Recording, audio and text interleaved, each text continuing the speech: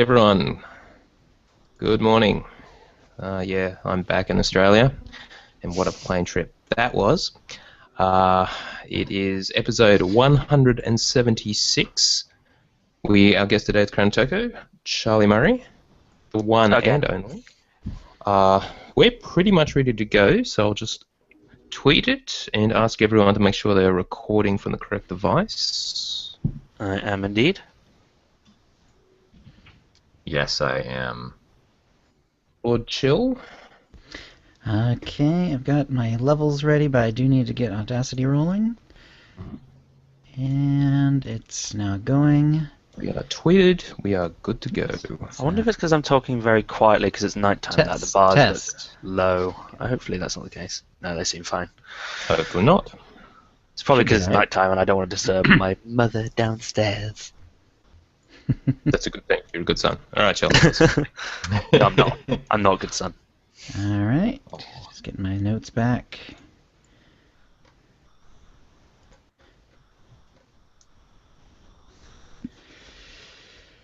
All right, going in 5. Have we done all the tweeting and all that? Yes. Okay.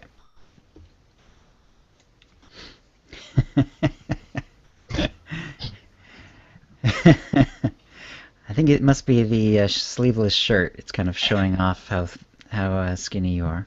Yeah. You've been skinny a long time. No, I'm no different. I noticed in the pictures you posted, I thought to myself, wow, he really is skinny. I didn't think he was. All right, let's go. All right, that's enough of that. Going in 5. Hi, and welcome to the OotiniCast, the podcast that didn't go in, it just impacted on the surface. This is episode 176, being recorded on Wednesday, November 19th, 2014. I'm your host, Chill, along with our producer, Tio. Hi, Tio. Hey, guys.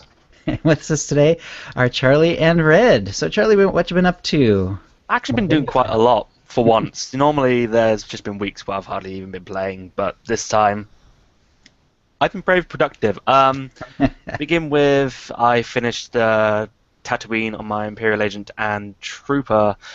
The Imperial Agent had a pretty cool ending, although, not amazing, where the Trooper left me a little bit sad because my Trooper is a blind playthrough, and by the way, I just want to say that I would recommend anyone who, if anyone has like a class which they've not played because they don't really just want to play it yet, play that class, but turn off the chat wheel because you will have a ton of fun. Oh, obviously only do it with the class missions, because if you're doing it with the side missions, you'll probably just be turning off.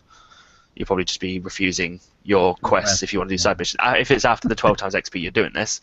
But definitely turn off the chat wheel because you will just have so much fun. And the choices which you choose are just... They will affect you because affect you. I mean, you'll feel for your choices. For example, my Trooper left me very sad because I just didn't choose the one which I wanted to happen. I'm not going to spoil what happened, but I didn't get the choice what I wanted, and it made me very sad. But I also finished Chapter 1 on my Jedi Knight. I'm really enjoying the Jedi Knight story. I'm surprised. I didn't think I was. I mean, when it came... Because the Sith Warrior and the Jedi Knight are kind of linked in a way. Mm-hmm. And obviously I adored the Sith Warrior story, and the Jedi Knight is just as good as well. And I'm nearing... Awesome. Just before the show, I powered through Chapter 2, and I'm nearing the end of the chapter, and it's getting good. It is really getting good. Yep. But because according to Larry Everett on the Hyperspace Beacon, we probably should do the Sith Warrior and Jedi Knight before Shadow of Revan, so that's what I'm doing at the moment. Yes, that pretty much covers it. And read the novel Revan after that, if you haven't already. I still need to read Revan. I just need to get... Thing is that I want to complete KOTOR 1 again. Obviously, I've played KOTOR 1, but I never played KOTOR 2. Do you reckon I should probably play KOTOR 2, or do you think it doesn't matter? No, you can skip KOTOR 2 completely. Just KOTOR if you must. Read Revan, though. That's... I've got, 2 weeks? Revan was definitely written for this. Yes. Yeah, or get it on Audible and just listen to it when you have time. I do have about 3 credits I need to use on Audible, and I got to be careful because they're going to be reactivating my account pretty soon. Because Right. on Audible I usually deactivate my account, but that means I get to keep my credits. Mhm. Um, Well, yeah, and have you done an Audible Star Wars novel before? what's the one I got? The Darth Maul one, the prison Okay. one. I've only listened to about 2 chapters, and I need to get back into that because that was Right. really good in just 2 chapters. Well, the cool thing about that then is that they do like background music, Yeah, theme yeah. music. They do some sound effects, and the guy who does the Revan novel is one of the ones who does a lot of the Star Wars readings, and he's excellent. He does the voices differently so that you can kind of tell who's talking, just from that. And yeah, I like how they do it. See, I'm one of those people who might buy the Audible book and Hmm. buy the book at the same time and read it as I'm listening to it. Oh, I've okay. tried to do that with Game of Thrones, but Game of Thrones is a very complex book. I'd just rather watch the TV show. Started Voss on my Jedi Shadow. Hmm. Kind of a bit lackluster, the story at the moment. The Jedi Consular story is still very... but I'm nearing the end of it, so hopefully it should pick up. And finally, I did 1 day of Bounty Contract Week because I'm finding it very difficult to get the henchmen I want. I'm reading Uh, Dolphy's guide on where to get the henchmen, and I'm okay. going to those selected planets, but I keep getting the ones I've already got, and the ones I'm getting I've already captured or killed, and I'm just waiting for the achievements I haven't got. And once I get those, I can practically 100% the all my achievements, and Hmm. just waiting to be lucky, I suppose. I've got to wait for the next Bounty Contract Week now because I stupidly only did 1 day. But never mind. All right. That sounds excellent. Red, how about your week? Or more than a week, actually. Well, I'll start by apologizing. I didn't realize I was unmuted while I was typing. I had a good week. Let's see. I did a lot of streaming once I came back in from out of Hmm. town. Uh, We had a nice chat. I did have, yeah, and I did have some friends that were complaining to me that I was completely out of touch and not giving them phone calls and yada yada yada. And I was like, man, I was gone for a week, and then I had to decompress, which means lots of time online. Join my chat room. But no, it's good. I did want to cheer.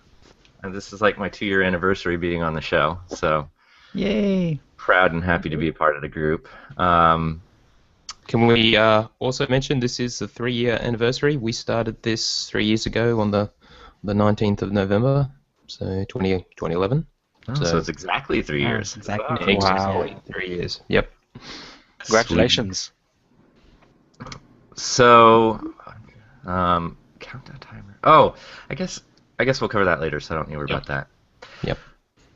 I was really excited to discover in my chat room this week that the 7 days that you get of playtime using your refer a friend link do give you a full 7 days of subscription benefits of every single sort. It's as though you're a subscriber, including the 12 times experience. So you can buy the expansion and get 7 days of that 12 times experience with. And the person that I had test this did not have a current credit card in the system or anything, so he just activated it and went in. And now this does require you to be preferred, is what the chat room was thinking. So, but if you've ever spent money on the game at all, you can use the refer a friend link and get 7 days of full subscription benefits, which is pretty cool, especially since we're getting pretty close to the launch of the expansion anyway.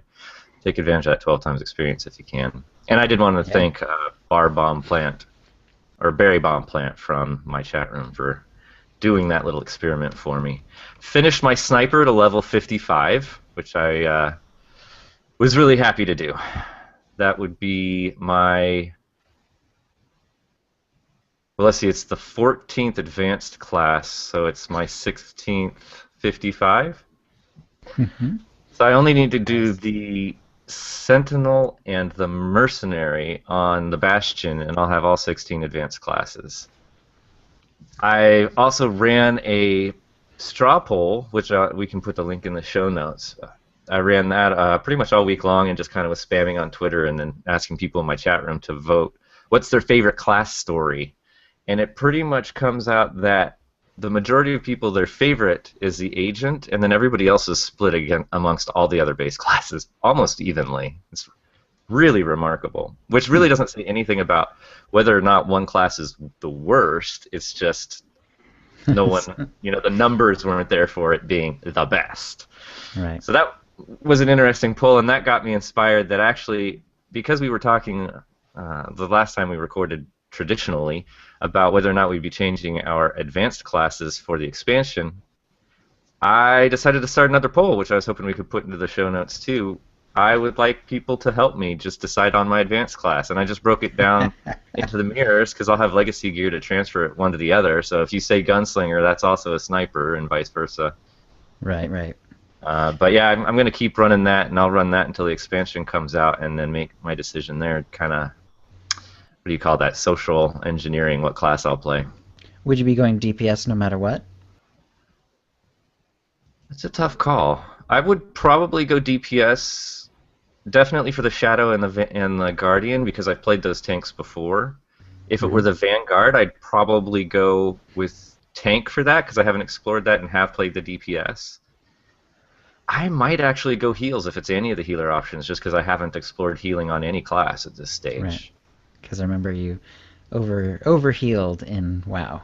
Yeah, exactly. Burned yourself out. Just now getting past the burnt out phase.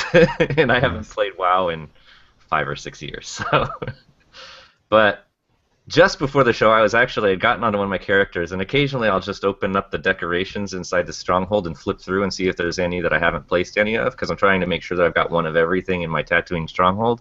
Oh, wow. And noticed, and I didn't see this in any of the show notes anywhere, that there are now 50 of each Warzone has a wall decoration, and it's called a trophy, but it looks much more like a painting than any of the trophies you get from the operations. They're really nice, and I don't know if they just kind of slipped that in or if I completely missed it, but I felt it was worth mentioning since I hadn't noticed that.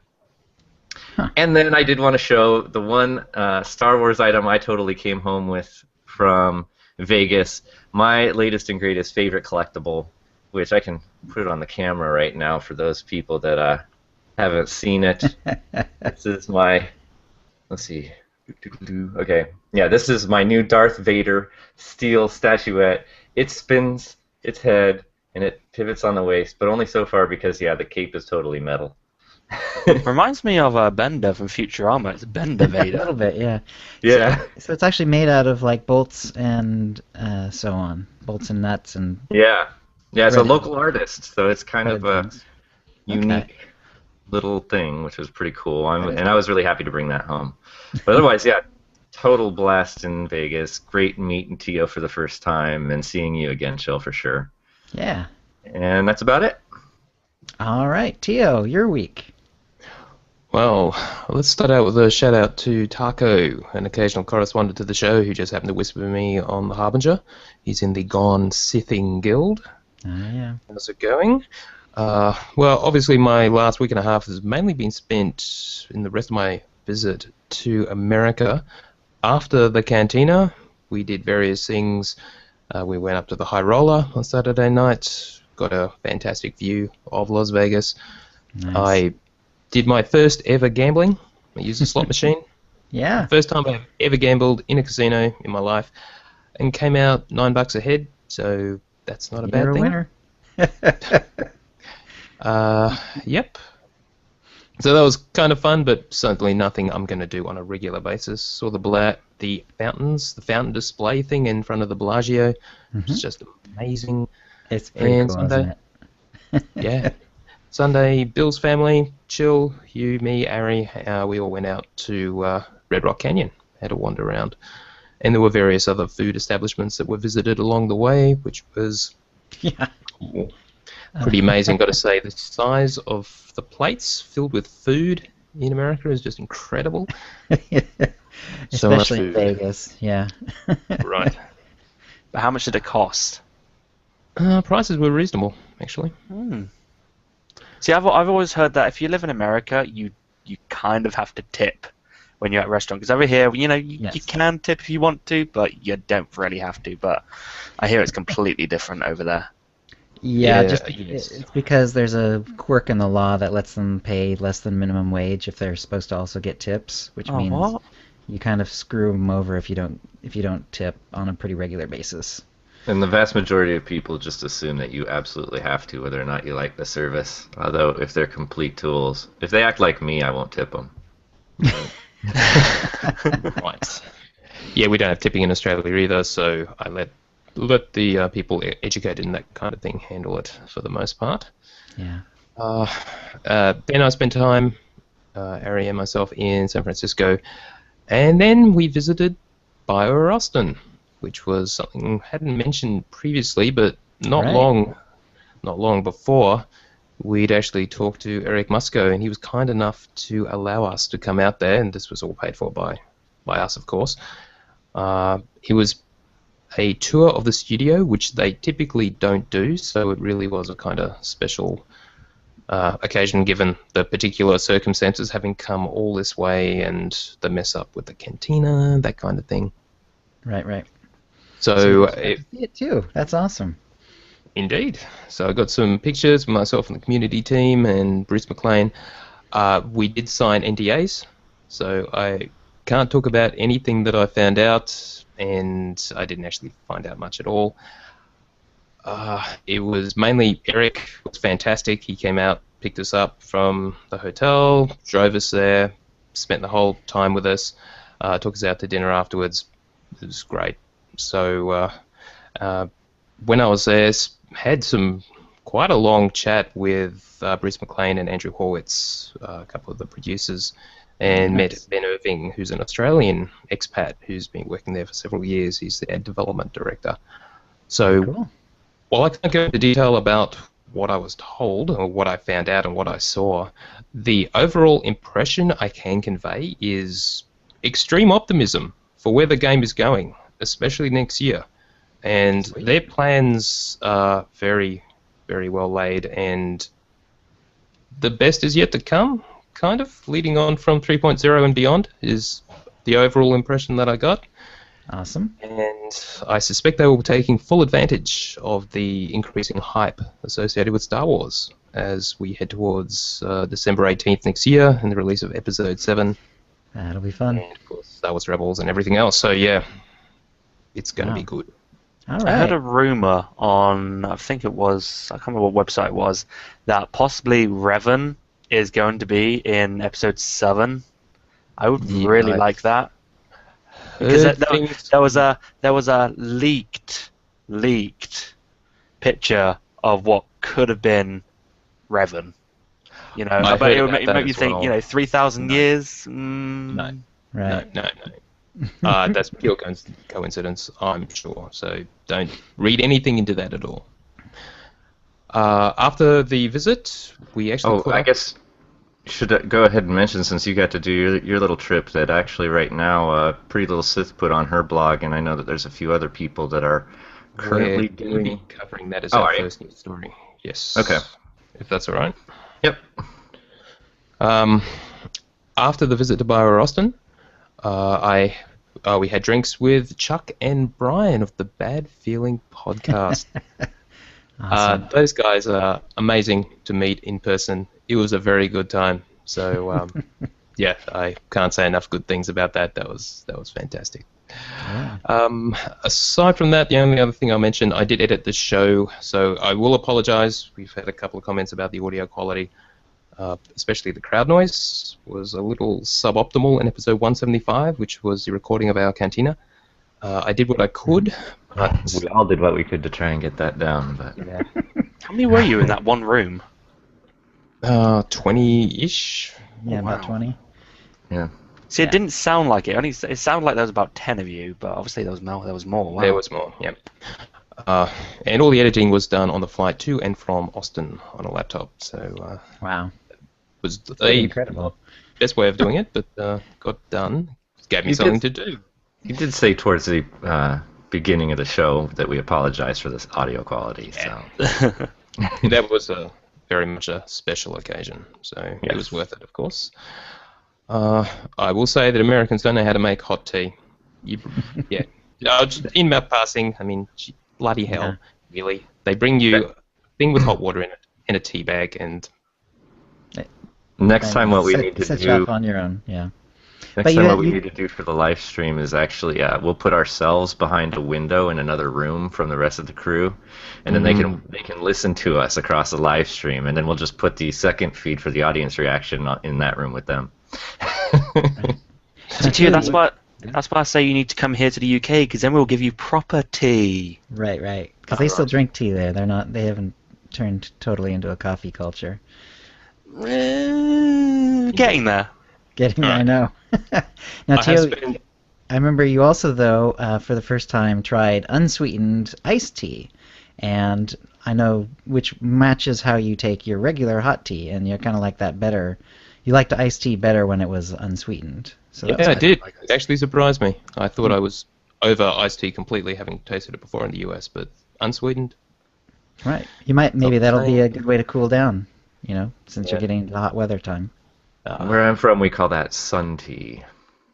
You can actually let the tea steep out in the sun while it's got ice cubes in it. In-game, haven't really had much chance to play since I got back, recovering from jet lag and all that.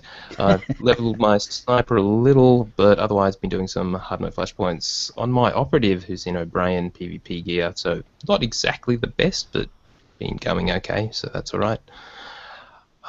So I've got to admit, I'm not really sure what I still need to do to get ready for December 2nd and the release of Shadow of Raven, but I'm sure there's a few other things I need to do to tidy things up. But anyway, that's my week.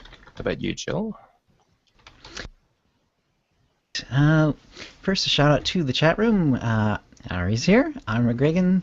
Baron Juju. Ben_V55. Beware2 is here. Dread is here. 86er. Eric Z. Cal. Rikiri. Bill Boyas. Karanome. Alien D. Ganglotron. Hupruck. Charlie's here as Kranatoko. Rub and Stuart43. Hey, everyone. And all right. Well, I had a lot of fun in Vegas as well.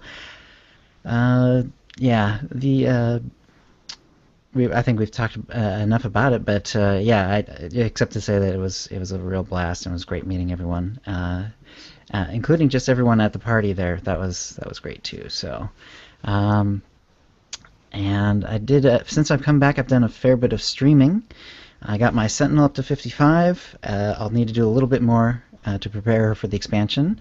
However, I was with Kuze on the Java Joyride, and we'll be talking about that a little bit more.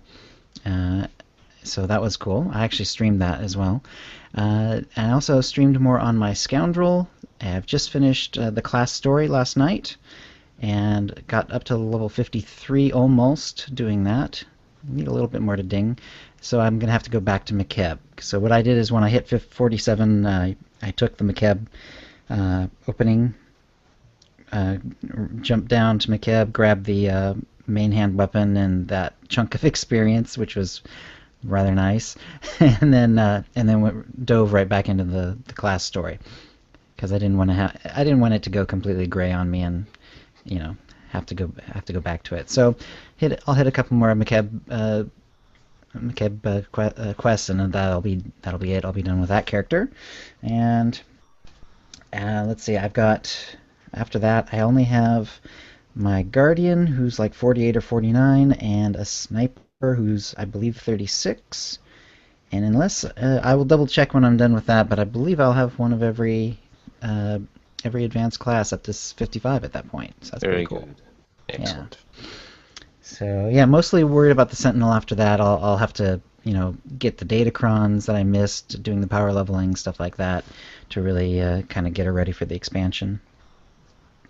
So overall it's been great though. I have been doing a lot more streaming. So, and Beware2 and a bunch of other people have been watching. So it's always nice.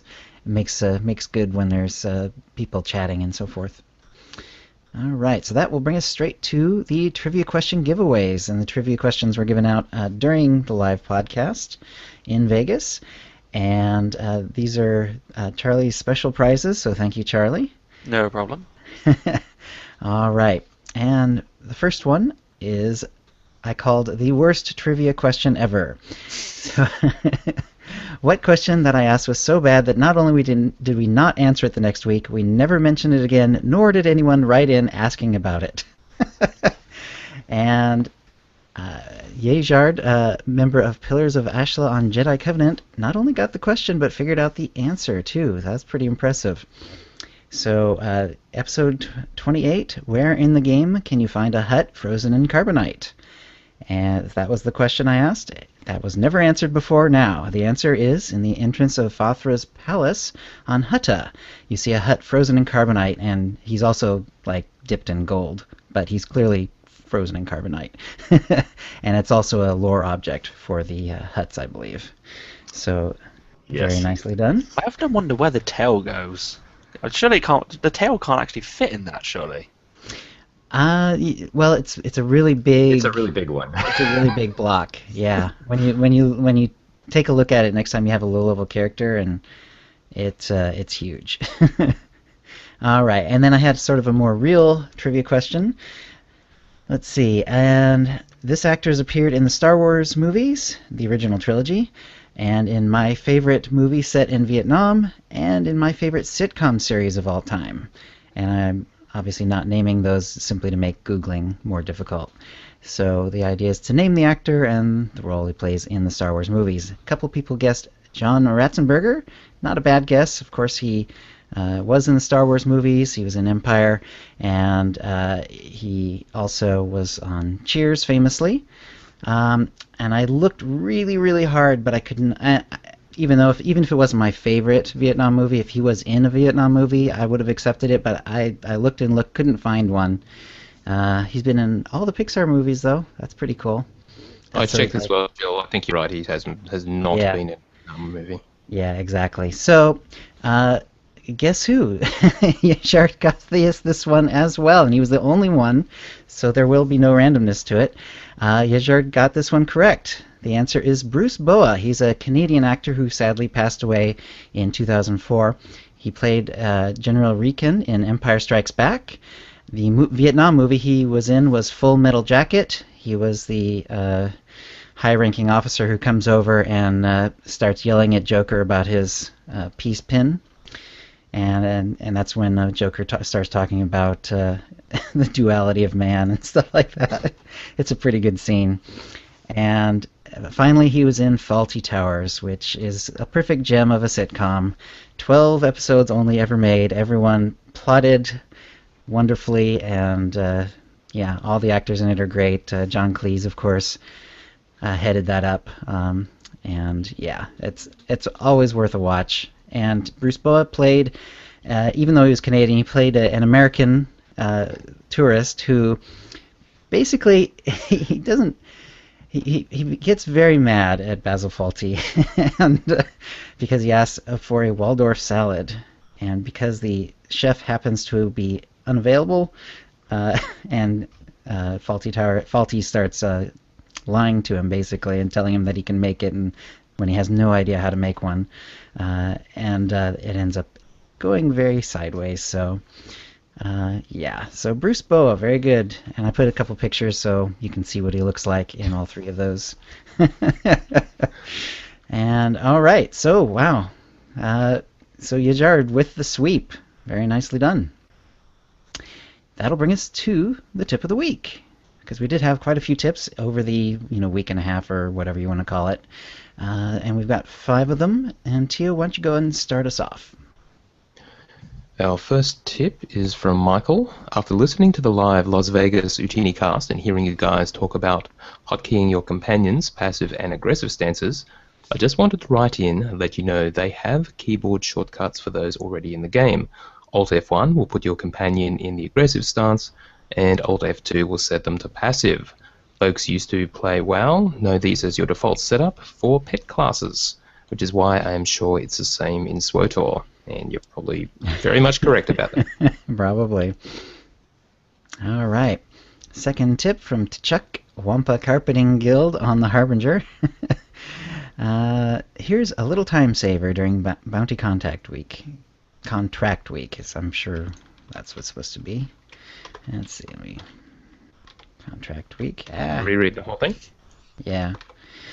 Here's a little time saver during Bounty Contract Week. If you select bounties on your Stronghold planets, you can quickly travel there by going to the Stronghold and then leave using the Exit to Planet option.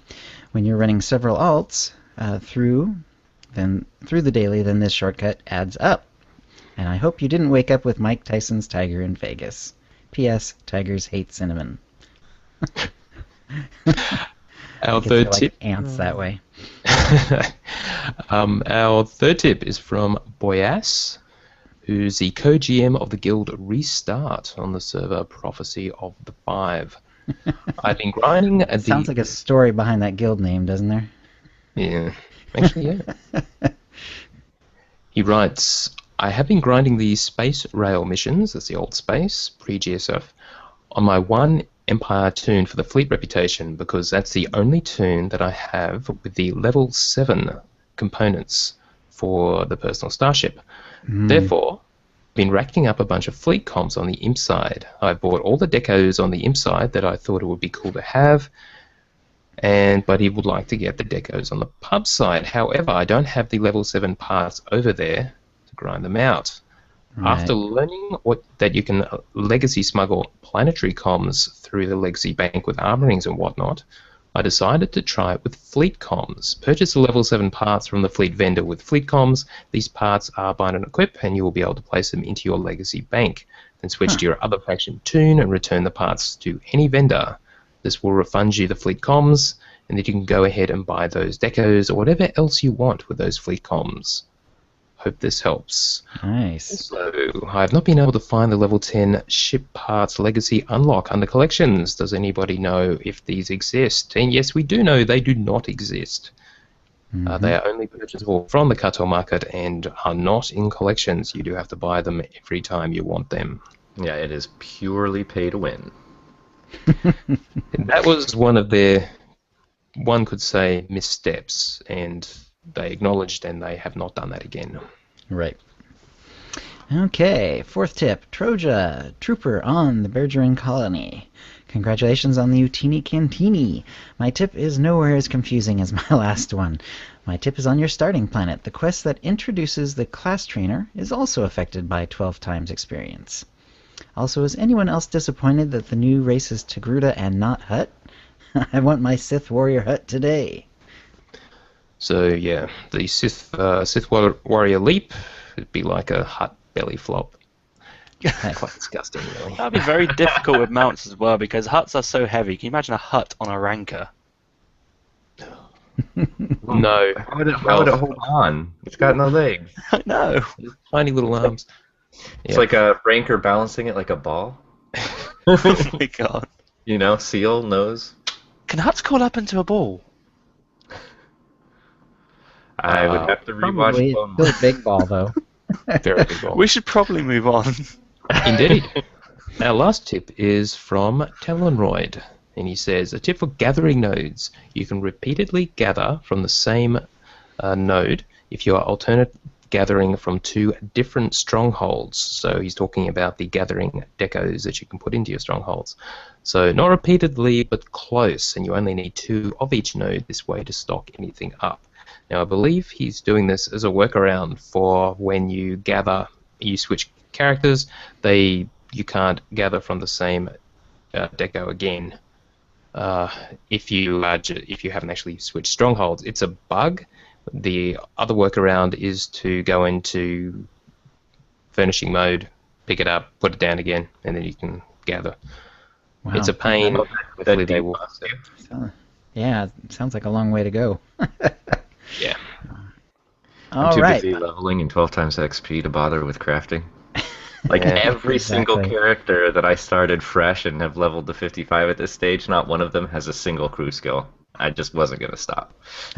Yeah, I do the crew skills, but yeah, basically if it's gathering, I kind of have to focus on 1 or 1.5 to try to keep them up to date, and I usually let the third one go completely to the side. So yeah, and I must say though, with paying 0 for all the skills, you actually kind of gain credits on your character as you go up. So it's kind of nice. Yeah, actually, each of my characters has been between like 250 and 350,000 credits by the time I maxed out. So That sounds about right. Yeah, because I usually give my characters like 100,000 to start off with. So yeah, all right. By random allotment, the winner is Tellenroyd. So congratulations, Tellenroyd. You're a winner of an M8R3 code, courtesy of BioWare, or a Fawn code if you'd rather have that. And an OotiniCast provided Cartel Market Pack from the latest shipment. If you'd like a chance to win the same, please send your tips to OotiniCast@gmail.com by next Wednesday. That will bring us to the holofeed. Tio? Well, why don't we just start with 86er in our chat just mentioned that there was indeed a Jedi Hutt named Beldorian 400 years before the founding of the Galactic Empire. How about that? Yeah. Yeah, obviously in one of the novels, actually quite a few of the novels. The question is, Anyway, does he ride a moving Ranker? on. yeah, he ties into the Dark Seed Plague storyline, if people know about that. Okay. Anyway, firstly, as we speak, or maybe it's finished by now, there is a press event happening at the Electronic Arts Redwood Shores studio office in California Right. to demo the Shadows of Revan. Now, the people attending are primarily press, but 3 people we know of have actually also been, well, EA paid to get them out there and everything, so it's fantastic for them. We have Sweaterista, who's the GM of Remnants of Hope Guild, or SWOTORstrongholds.com and SWOTORista.com. Michael Moore at FridgeMM, also known as ROM, who's the GM of the Death and Taxes Top-End Progression Guild. Nice. And, of course, Heather, the pretty little snip from Corellian Run Radio, and the Republic. So all those 3 were all sent along as well, or chose to go. And yeah, they are getting hands-on time with the game. Everyone apparently got a copy of the novel Revan, as well as the little rubber thing that you get which has got the Shadow of Revan on it. We actually got one. In from Austin? Moscow. Oh, those are the ones that they gave out at the Las Vegas Cantina, too, Also right? at the cantina. Very So nice. yeah, Sweaterista included a picture. You can see Bruce there in the front, and all of the various attendees in front of consoles. So they're actually going to play the game as well. So this is all embargoed until 24 November, which is next Monday. So hopefully Sweaterista, Heather, etc. will all be writing this up. And I know Fridge is going to, Michael Moore is going to be doing his State of the Galaxy Twitch stream, which is also archived on YouTube. So those guys with Justin, friend of the show, they're going to be talking about it all. So lots of news to come. Yeah. Do you suppose with that embargo and then is that likely when maybe an open beta might be coming?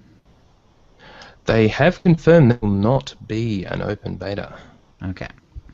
If anything, maybe the NDA will be lifted on those who are participating on the closed PTS. So we might actually get some information from those who have had a look at the game and have been helping to test it. Otherwise, it'd be interesting if they let them out of their NDA so they could report it on their blogs and stuff before they allowed anybody in the beta to talk about it until the release, you know? That would just be interesting, to say the least. Spoilers everywhere. Geez, yeah. Let's hope that doesn't happen, because the story is what all this is about, as they've made clear very many times. Yeah, I can say I hope, well, we know that there's going to be people that are going to ruin it, but I'd love to actually have that story stay quiet. Indeed. Indeed. Just like episode 7, don't tell me if you know. On that subject, without giving anything away, Red, apparently the first teaser trailer, will be released with the last Hobbit movie, Battle of the Five Armies. Is that like around Christmas? I hate that. 17th of December? Mid-December, 17th, I believe, yeah. Yeah. So you know what I'm thinking? I hope that it is going to be as incredible a trailer as our first Revan trailer was. We'll see somebody in a hood light a lightsaber. Star Wars, December 2015. Force Awakens. Yeah. There was a good discussion about that title on the Oceanic Gamer with our good friend David and Simon with guest Casmus in their last episode. They weren't very impressed with the title. But I kind of want them to have the episode 7 bit because they got rid of that, didn't they? Yeah, they don't have this episode 7 in the subcrawl. Because it's gonna be a bit weird. You're gonna have your collection of DVDs or Blu-rays, episodes 1 to 6, and then just The Force Awakens. Well, we'll weird early days. I did also want to mention I've been continuing to watch the Star Wars Rebels, which they've done 6 episodes now, and it's actually getting fairly more interesting now. So I've been watching it too. My initial impression was it was a little childish. Perhaps the second episode was particularly bad in that respect. The first one was alright, but yeah, I'm liking where it's going as well. So now that they're actually they've introduced us to the characters and they're starting to have an arcing story go through, and they're not shying away from although the artistic style the original trilogy didn't show any blood or anything either, so they're not shying away from some violence at certain times as well, which is, I like the dialogue as well. It's not dialogue, so... Well, exactly, and actually it's missing, or it has something that I thought Clone Wars was missing, which is some humor, some Han Solo-like jokes, the original trilogy had humor that was funny in order to alleviate the stressful situations they were in, and I like that they're having those stressful situations, but also have some humor along with it. So I'm enjoying it anyway. We'll see where it goes. I've been watching some Clone Wars as well, and I've only just finished season 1. Because season 2 introduces that bounty hunter, and he is so awesome. Oh, the one with the hat? Yeah, he is amazing. What is his name? Yeah, Hondo? he's awesome. Wait, Hondo or the other guy? Hondo. Is he the blue guy? I can't remember what. Blue Is he guy, blue? yeah. I'm pretty sure he's blue. Okay. Blue guy Hondo's with the the- pirate. That's right. Who's the blue guy? I hope his story isn't diminished What's his quickly. name? Obviously, don't spoil it, Yeah. but I hope he's around for a long time. Well, I just really like his voice modifier. Oh yeah. Yeah, he's Sounds excellent. cool. And he has the sort of scoundrel hat from like SWTOR season 1, before the expansion, the kind that scoundrels were getting at that point. He has that kind of hat. Yeah. Finally, the ear flaps are canon. Now, producer note, That's right. we've got so much to get through. Might have to leave some feedback for next week, but that's okay. All right. Moving on. Patch 2.10.3a was deployed. The only patch note we have will address an issue that could, in certain cases, cause area unresponsiveness. What does I guess that mean? I kind of missed that. What was I don't this? know. Okay. And that's all we'll find out. I haven't actually trolled the forums to actually find out what was going on, but whatever it is, it's been fixed. So Somebody that's good. poked Tatooine. It's asleep. Okay. I'm guessing we will not have another patch unless there's another bug, of course, until Right. 3.0, which is only Makes sense. a week and a half away. Oh my Woohoo. god. So much leveling. I gotta question get my is, will- sniper to 55, yeah. Will they ever fix that floating tree on Balmorra? No, it's just part of... No, it's fine. Commendations in Game Update 3.0. We've been wondering what's going to happen, because when we went up to 2.0, we talked about this before, we'd already been told they are going to merge them and stuff. So they just nailed it down exactly, except for the conversion ratios. So, basic, classic, planetary, elite, and ultimate comms, all of them will be converted into basic comms. And after that, your elite and ultimates will be zeroed out. You'll just have basic comms. Classic and planetary are being removed from the game. Your Warzone and ranked Warzone comms will not be touched. They will be exactly as they were after those, so there'll be no conversion. The conversion to basic comms of the other types will be at some ratio, at 1:1 or below 1:1 or above 1:1, whatever. They will tell us what those ratios are so we can plan accordingly. I've already got a accommodation calculator ready to go, which I'll publish as soon as we know what those ratios are, so you can just plug in what you've got and you'll find out if you're over the... And they did mention a soft cap. The actual cap, as it is now, is 1,000, and they're going to have a soft cap. So what that means is the conversion could put you over that, You just can't earn any more basic comms until you spend them below the actual real cap. And you can start earning again. That's what the soft cap means. But they will tell us all this, hopefully, sooner rather than later. Mm-hmm. So basically, use your ultimate combinations while you can. Because I remember when Rise of the Cartel came out, I was still able to use my ultimate comms, and I was able to get high gear. Was it Rise of the Cartel, or was it something else? I remember there was a time I was able to use my ultimates when I probably shouldn't have been able to. Oh, yeah, no, probably not. In theory, as soon as 3.0 goes live, you will have 0 ultimate comms. Now, and a very, very important note, any items that you have purchased prior to 3.0 that have a refund timer will become bound to you with the 3.0 update. So if you have been one of those people utilizing the PvP weapon swap, you're gonna have to deal with that somehow. And so basically all of your PvP weapons, if you have been doing this, will become bound. End of story. So they're not going to fix the PvP weapon swapping. As far as we know, the refund timers will still exist. It's just with that transition, you will not have a sort of leg up, at least when 3.0 goes live. Okay. Red, you had something to bring up about that? Yeah, I was just curious. I mean, I'm assuming that this all has to do with just comms and everything, but there are timers on more than just the comm gear, like some of the token turn-ins and things like that, or even reputation gear and things. I'm wondering if, as a side effect, this is actually going to affect those timers as well. At a guess, yes, because it'd just be too hard to separate out who they bought from. Which So is that's just unfortunate. another thing to be like, hey, anything that you can buy off of a vendor that has a refund timer on it is probably going to be reset. Even I would expect credit purchases, just to make a blank slate real easy for the programmers. Can't blame them, but yeah. It's a one-off. It's so it's not so bad. A couple of other points.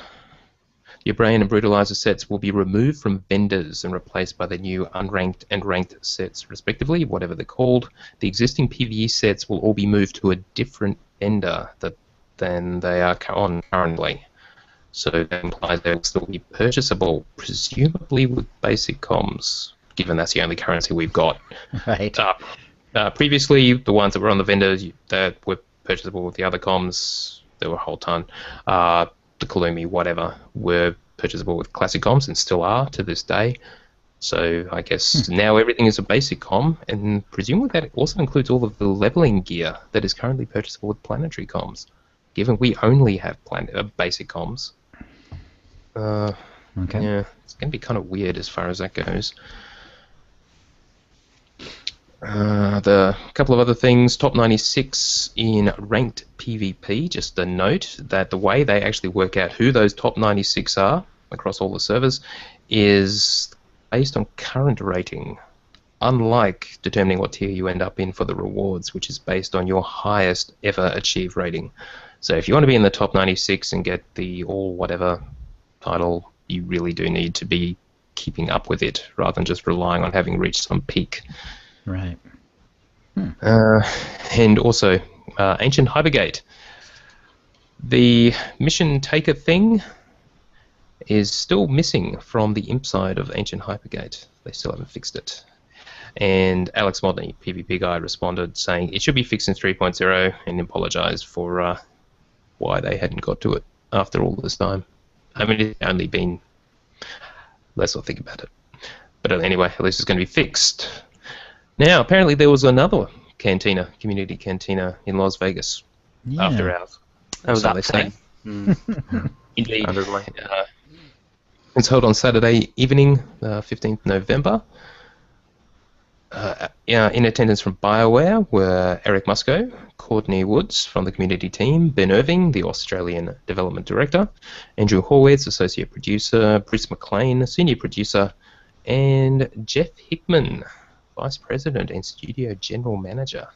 So haven't seen him around at a cantina for a while, but it's good to see all of the guys out and about. Yeah. In attendance were various people, including our good friend Tim, the gas guy, Sweaterista, and Heather, who wrote it up on PrettyLittleSith.com. So we've got various summaries of what was discussed. So I'll start with just pulling some questions and answers from Swoderista, who got it from Looks like it was a guildmate of Sotorista. Yeah. Swoterista's guildmate was there. I'm sorry, but Swoderista has posted that summary. They talked about the great idea to solve queue times for PvP and PvE, but they weren't ready to comment as yet. I actually asked about this and they wouldn't tell me, so damn it. So I obviously, like everyone else, have no idea. But they One will have wonders if they have any idea. No, well, they're saying the expected dev post before the end of the year. So, yeah. Okay. I know Oh, that's something. right, because they said 2 weeks, and Musk was like, no, don't give them a deadline. Just in case. Well, we'll keep an eye out. And then he gave a deadline, the end of the year. Musker must get BioWare in so much trouble. Oh, by the way, that rumor that Bruce McLean was drunk when he was being questioned by Candid. at that community cantina for Gadok Teague by Gadok Teague of the Unnamed Sweater podcast is incorrect. He was not drunk. Bruce is just very enthusiastic and willing to share information. That's all. Well, that's what he told me anyway. So Sounds like a cover-up. Fair enough. no, I believe him. It'd take a lot more than that to drink him under the table, apparently. I mean, this is what we've kind of discovered from cantinas in general, and a good tip to take is that you don't ask the community team members these questions. You ask the devs and the guys that are there because they are actually working on it and know the answers. And they're usually happy to talk about it. Because, yeah, why wouldn't you be excited about something this cool is coming in? They asked about more robust guild controls and stronghold controls, guild calendars, management of flagship keys. Yes, please. They've seen as quality of life changes and are lower on the priority list, basically. And if they did put resource onto fixing those, that means they would not be developing new content. It's the bottom line. So they've just got to pick and choose. But who knows? Hopefully it will be done. Let's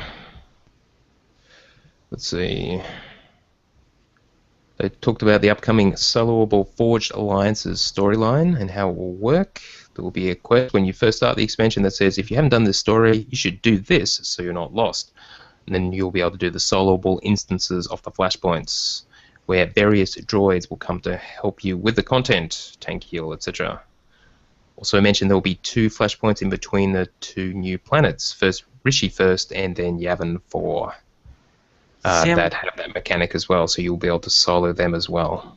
I'm reading this, and I'm wondering if they've made it so that you kind of really should play the story, because in previous iterations, if you hadn't done a certain quest, they would just summarize it up for you. But is this a situation where they haven't now? If they're making sure, if they're telling you to do the story, because that doesn't sound like BioWare. I guess it wouldn't take that long to actually do them. They could even make it mandatory to actually do that before you can actually proceed with the new story. I guess we'll find out. I'm actually... Well, presumably you would have to go to the phase location in order to zone in rather than using the looking for group tool, right? So you'd have to go there anyway. So maybe if they have the story arc taking you there anyway, and then you can do the story all the way through. I mean, I wouldn't expect them to tie this directly into the Rishi content, though, when you don't even have to finish your class story to do McKeb. Indeed. That is the way it worked with 2.0. Which is ironic, because you did have to do your class story in order to do Ilum. Yeah. You know, it would have been cooler if they kept the story going, but... Maybe they've learned. I guess we'll find out. Ben Irving mentioned he brought up making Ops soloable and got shot down immediately by the design team. Too many mechanics would make it too hard to change, not worth the time investment. Which is a bit sad, but... So the existing operations you will have to do in a group, and presumably the other operations going forward. The last operation is called the Temple of Sacrifice. Mm-hmm. My favourite tip from the night was about the story structure for Shadow of Revan and the ending. No spoilers. The way it was explained, you will reach a point towards the end of the story that will give you two choices. You can either choose to continue the story as part of a stealth commando team and take on the final baddie, or do a series of missions to amass an army and use that army to storm the temple. After you finish either path, there will be one final phase that you need to complete the solo to finish the story. They did it this way to make sure everyone has the opportunity to see the end of the story, even if they don't like the group. Also, the final cutscene will vary based on which option you chose, an operation or dailies. You can choose to do both and repeat them, but you do not need to make a choice. But you do need to make a choice initially for the sake of the quest line. So that's how they're going to do it. Instead of making an operation soloable, there will be an alternate path that will lead you to the same place, at which point you do it solo. And then in that final phase, you get to fight with, they say, all of your companions and a bunch of allies. They may not have that quite right, but yeah, so that's the kind of impression. That actually That'll sounds be pretty amazing. cool. And there are So some... basically, you could have like your one military squad is going to do the operation, and you send them off, and meanwhile you're going off in another direction. But after those baddies are taken care of, and whatever your storyline is taken care of, it's like everybody groups up at the end for the final story sequence. That's kind of cool. Mm-hmm. And there are a few class stories where you actually do fight with all of your companions out, essentially, and that is how it gets handled. Is you're not in control of any of them. They're AIing it out. So. Yeah, either you have them out, or you have you can even deploy your certain class stories have deployment of class companions to different locations, and you can even choose different companions to send and which ones to use with you. So they've got the mechanics of the game. So, all right. Tim, the gas guy, mentioned there were about 100 people there, with about a third or a quarter of them being locals. He asked one question: were they going to publish any facts or figures about game demographics for the end of the year? Musco said yes. One of the other guys said no. So who knows? Who knows? Now, in Heather's write-up, she said, let's just see. They are absolutely not, under any circumstances, working or have anything planned for GSF at this time, but eventually they'll get to it. That's the one thing I know we haven't said so far. Yeah, that came from producer Andrew Horwitz. Is there a possibility of crew skills app? The question asked many times. It's unlikely, but they said they do want to create something for the website to engage the players and keep them thinking about the game, and able to do things in the game without actually being in the client. So while they may not be investing in app development, they may do something on the website. I'm curious if that's not for crew skills, what that might be. Although, to be frank, if they just give us an armoring, I'll be ecstatic. Armory, yeah. Yeah. Yes, Just some way to 100% yes. see my character, or even export what I'm currently wearing so that I can play with it, stat distribution or whatever. I would totally goof off with that. Oh yeah, and look up high-end PvEers and PvPers to find out how they're doing things. Oh, absolutely. Yeah. Or just link to my own website, my character. I mean, there's a lot of good ways to do that. Will there be any more on-rail space missions? Big fat no. If anything, they'll be focusing on GSF at some point in the future. More classes? Yeah, of course not. Many prizes were given away, including a GSF poster signed by the developers, which is one thing that Musco gave us to give away at the Cantina, and Chill was the one who ended up with it. Apparently there's only 150 of the things, so it's pretty exclusive. Yeah. Yeah, and actually, I think Pretty Little Sith reported that there was... I thought it was like only 100. It was only 150 of them out there, and only one other also had the whole team's signatures on it. Wow. So maybe you should frame that, Chill. Yeah. I think I will. Worth keeping, because we know the one other is, of course, yours. She asked about whispering from the guild menu, which would be fantastic. This is just something massive that's missing and would be great. Definitely on their priority list, so we may actually see that sooner rather than later. She wanted to be able to toggle off the graphical effects, the proc around the abilities that's coming with 3.0, because some people apparently won't like it. and they want to be able to switch it off, and unlikely that they're going to increase the legacy level beyond its current 50. Alright, so that's... Obviously, we'll link to Heather's write-up and the Reddit post from Sweaterista, They did etc. say that they'd like to start to give out some benefits to the existing level 50, which, even without knowing what that is, I'm glad they're thinking about it. Yeah. Remember a time when they were really hyping up the legacy? Oh, look, you can have a last name. Oh, look at all this stuff you can get. And then they just sort of thought, you know what? We can't be bothered anymore. Well, honestly, I think that's the direct result of the free-to-play conversion. It's a fundamentally awesome feature, but when you move away from a subscription-only based game mode, it's hard to reinforce that. And the people responsible for that kind of left. And the current people may not think it's that big a deal. So, either way. Alright, last in the news. This is kind of big, but we'll actually get through it fairly quickly. Okay. I hope. This week, or last week, was the devlogs and live stream for Sith, Inquisitors, and Jedi Consulars. So they handled both advanced classes associated with those. On the live stream was Eric Musco and Dave Demery. He was quite long, 1 hour and 40 minutes. Of course, a lot of that was Dave reading through all of the tooltips associated with the utilities and the passives. Yeah. And they scattered information throughout, so you were kind of obliged to watch the whole thing to get it all. There were a couple of blog posts, but compared to the information in the live stream, they really were kind of thin. Alright, so if you are interested in those specifically, I would encourage you to actually read the blogs and watch the live stream. We'll just go through it quickly. Dark Infusion, the heal.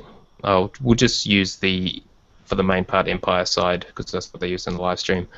They actually went through the other side as well, but just to keep it simple. There's a heal that is now only the healing discipline will get it, Dark Infusion, but all sorcerers now get the hot, which is called Resurgence, which is an interesting choice. Okay. Yep. Which is a good sucks that needed a hot bad. Yeah. That's kind of cool. Yeah, usually without the talent points, so I'll bet it's not a super powerful hot. We'll see. But yeah, it'll be nice. It'll be nice for everyone to have it. And all sorcerers and sages will get unlimited power is on the imp side, force empowerment on the Republic side for sages, which is the increases strength, presence, aim, cunning, endurance, willpower, basically all your primary stats, for the ops group within 40 meters by 10%. This is your equivalent of Bloodthirst / Inspiration. Lasts for 10 seconds. Now, not every advanced class will get something like this. For example, Assassins and Shadows do not. They have other utility. So this is only the Sorks and Sages will get this particular operation temporary buff thing. Okay. Looking through each discipline for Sorks and Sages. So left hand, your healing tree, which is corruption on the imp side. They've done a bunch of little things. Can I just mention the one thing, and it applies to actually more than one of the classes that they did confirm that I really liked, is the Smart Heal feature. So if it's AoE but a limited number of people, or if it's a bouncing one, or if it's that commando stacking one, all of these heals that affect more than one but not the entire group are now smart, so they'll apply to the person with the lowest amount of health. Percentage. Percentage, yeah. Percentage health, which is the key. Right, and it seems like every single one they've mentioned so far, that's a universal implementation of that detection, so that's really cool. Right. Now, Smart Heals had a kind of bad reputation in other MMOs, like WoW, but let's hope that these guys have got it right. Well, and let's be honest, it's still better than random. It is better than random. Something cool about the Hot Resurgence, which is what it is on the imp side, if you clip it, cast it again on someone who already has it, will actually grant 10% armor rating for 45 seconds. This is the raid utility. Each discipline gets a couple of them. They do different things, and each discipline with each. within each advanced class has these little things. They all seem to last 45 seconds, and in this case, yeah, the 10% armor rating from casting your hot. And also, if you cast it again on someone, it actually heals for the amount left on the previous one. Oh. Yeah, they've done some pretty clever stuff with that. Yeah, it's clever. Yep. The roaming mend is prayer mending from Discipline Priest in WoW. We've talked about that before. Just a side note, if you're wondering whether your roaming mend, the one that actually will jump to someone else, if you take damage, he will heal you and then jump. Your consumption, the thing or noble sacrifice, which spending your own health to get force back, does not trigger it. Okay. So, just in case you were wondering about that. And I guess, so that only triggers if you take damage, right? So it's like a trauma Yes. prep. Yes. If you don't take damage, it will just sit on you until it expires, which it will eventually, or So you that's, I recast guess, where you're it. talking about that the healed, in this case, the smart heal might not be so smart if you don't take damage, and then someone heals you to full, and then you eventually do take damage. Well, gee, thanks. Yeah, basically, but you've got to use it. You can only have one of them out. So if you cast it on someone else, it will take it off the person who you'd cast it on previously. All right, Middle Tree is sort of a bad reputation, especially in PvP. They have changed it to make it more mobile. So they've done several things that like give you instant casts or whatever. And yeah, that's just sort of the general take. The DPS should be increased as well. So it should, as at the moment, Madness or the right-hand tree is the obvious choice for DPS. So with the 3.0 rebalance, hopefully it'll all be competitive again. Another debuff, or one of their debuffs, is the Overwhelm debuff. So and all these debuffs are applied just by using one of your abilities. For example, Fork Lightning is a passive which means that your Chain Lightning cast will add the Overwhelmed debuff, which means that the target will take 10% more damage from AoE attacks for 45 seconds. Now, it's worth noting that these debuffs can be cleansed. That is something that David said. So, in PvP at least, while you can cleanse stuns, you cannot cleanse dots, but it seems that these debuffs you can cleanse. Okay. So that is a key point. Even though the cleanse is on a longer cooldown and all that, it's just something you should be aware of. Because there are a lot of debuffs now. Pretty much everything you do from your key abilities are going to be putting debuffs all over the place. So that should make life interesting. Yeah. Do we have confirmation that the non-healers still get to have their cleanses? Oh, no. I didn't notice. Because, like commandos, the DPS no longer have the AoE heal to throw on the ground. I was curious about the cleanse. Did the Commandos cleanse, was that shared between all three disciplines or not? All cleanses are shared. It's an advanced basic class. one, yeah, and then the healing. Yeah, I mean, in the live stream last week, that's what I'm asking. I don't know. Yeah, I It's didn't something notice. that they didn't mention it, I don't think. Okay, that wasn't brought up either. They didn't talk about whether that Hopefully, was. if they didn't bring it up, that meant that it's not being changed. It's just an ability that people get. Well, all of the abilities, they talk through all of the active abilities that were added as part of the discipline, and if it wasn't one of those four, then everyone gets it, basically. Yeah, actually, that does make sense, right? Because anything that you learn from the trainer is not going to be for your discipline. So, good. That indicates it probably is still everybody gets it. Yeah. The other debuff lightning the middle tree gets is called Vulnerable. That'll turn up again, take 5% more damage from force attacks. So yeah, there's going to be a lot of these things for 45 seconds. Madness, the right-hand tree. They're the ones who get the Force Leech, which is kind of cool. Steals life from the enemy, dealing internal damage to the target and healing you for 50% of the damage dealt. It is a 1.5 second cast, which is kind of interesting. You can use a utility to make those instant, so you can actually cast them on the move. They are still an actual cast. So Madness at the moment, it's got a lot of instant stuff, but they're actually changing it to add in, make it a little less mobile. Also, they said.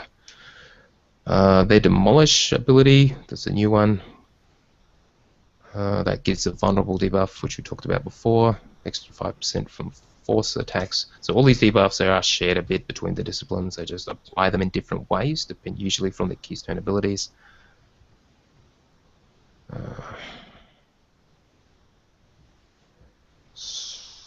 Death The one Field. thing I did notice from multiple of these classes is it looks like that they are giving those that fear the homogenization of the classes, they are definitely handing out armor pen debuffs to a lot more classes now. Yeah.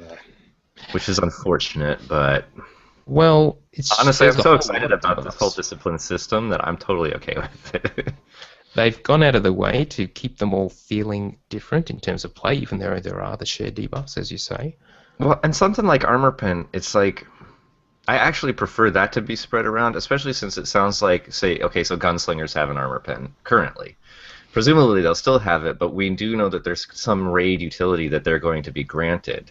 They're gaining something else on top of this, you know. Right.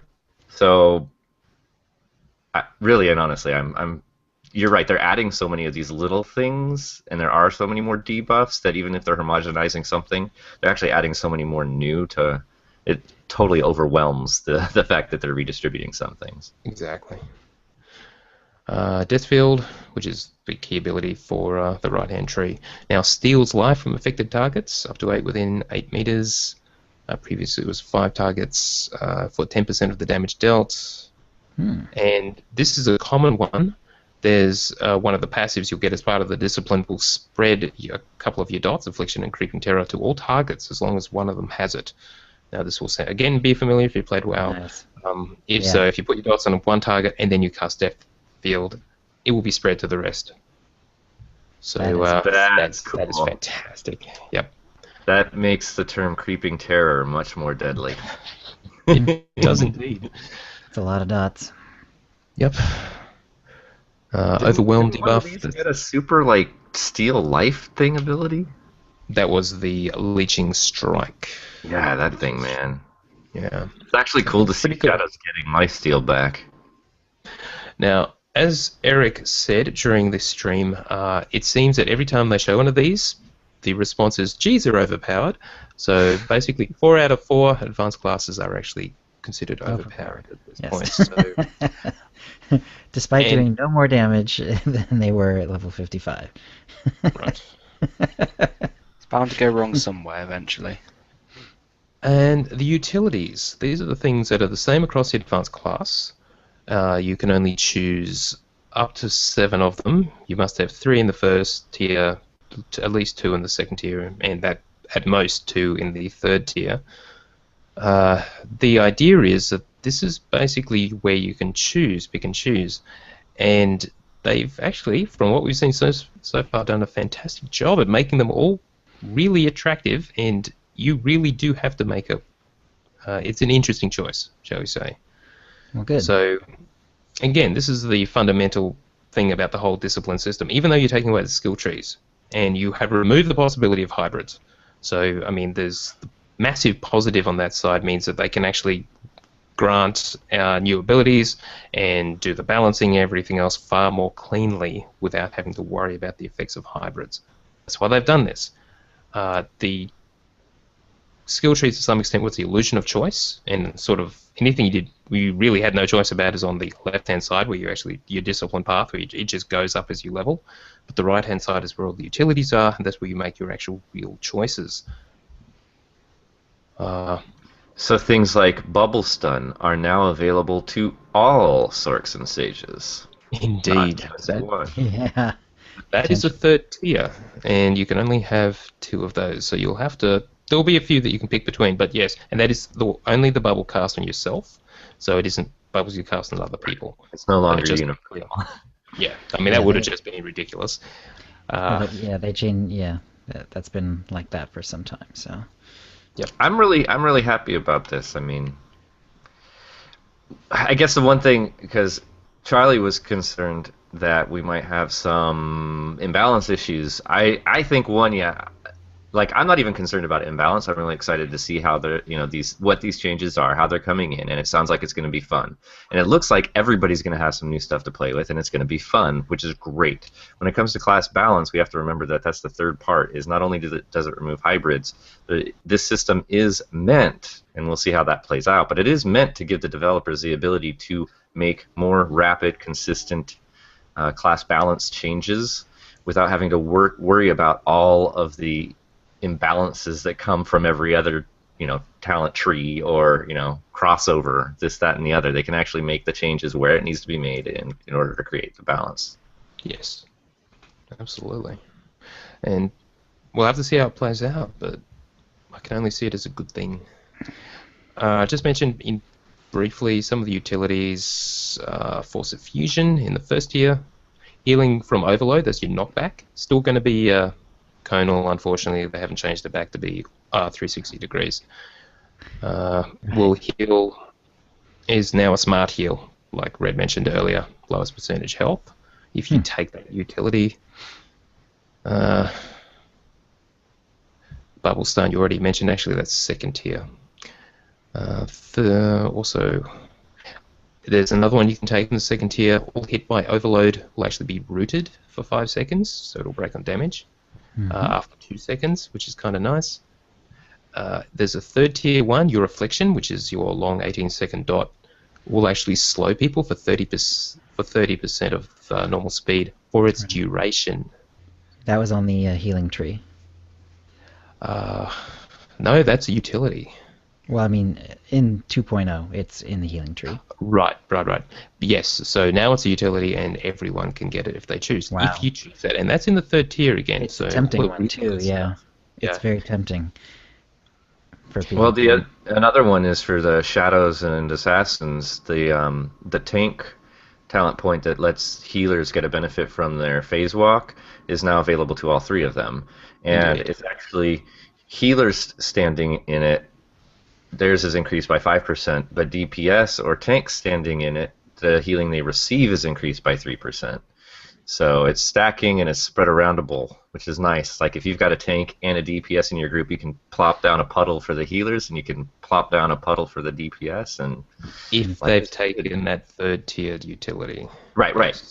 Yeah. We'll have to see what else is available and that sort of thing. And I guess that's another thing too that's really nice is if you don't have a Shadow DPS or tank, but you do have them as a DPS, they can now provide that.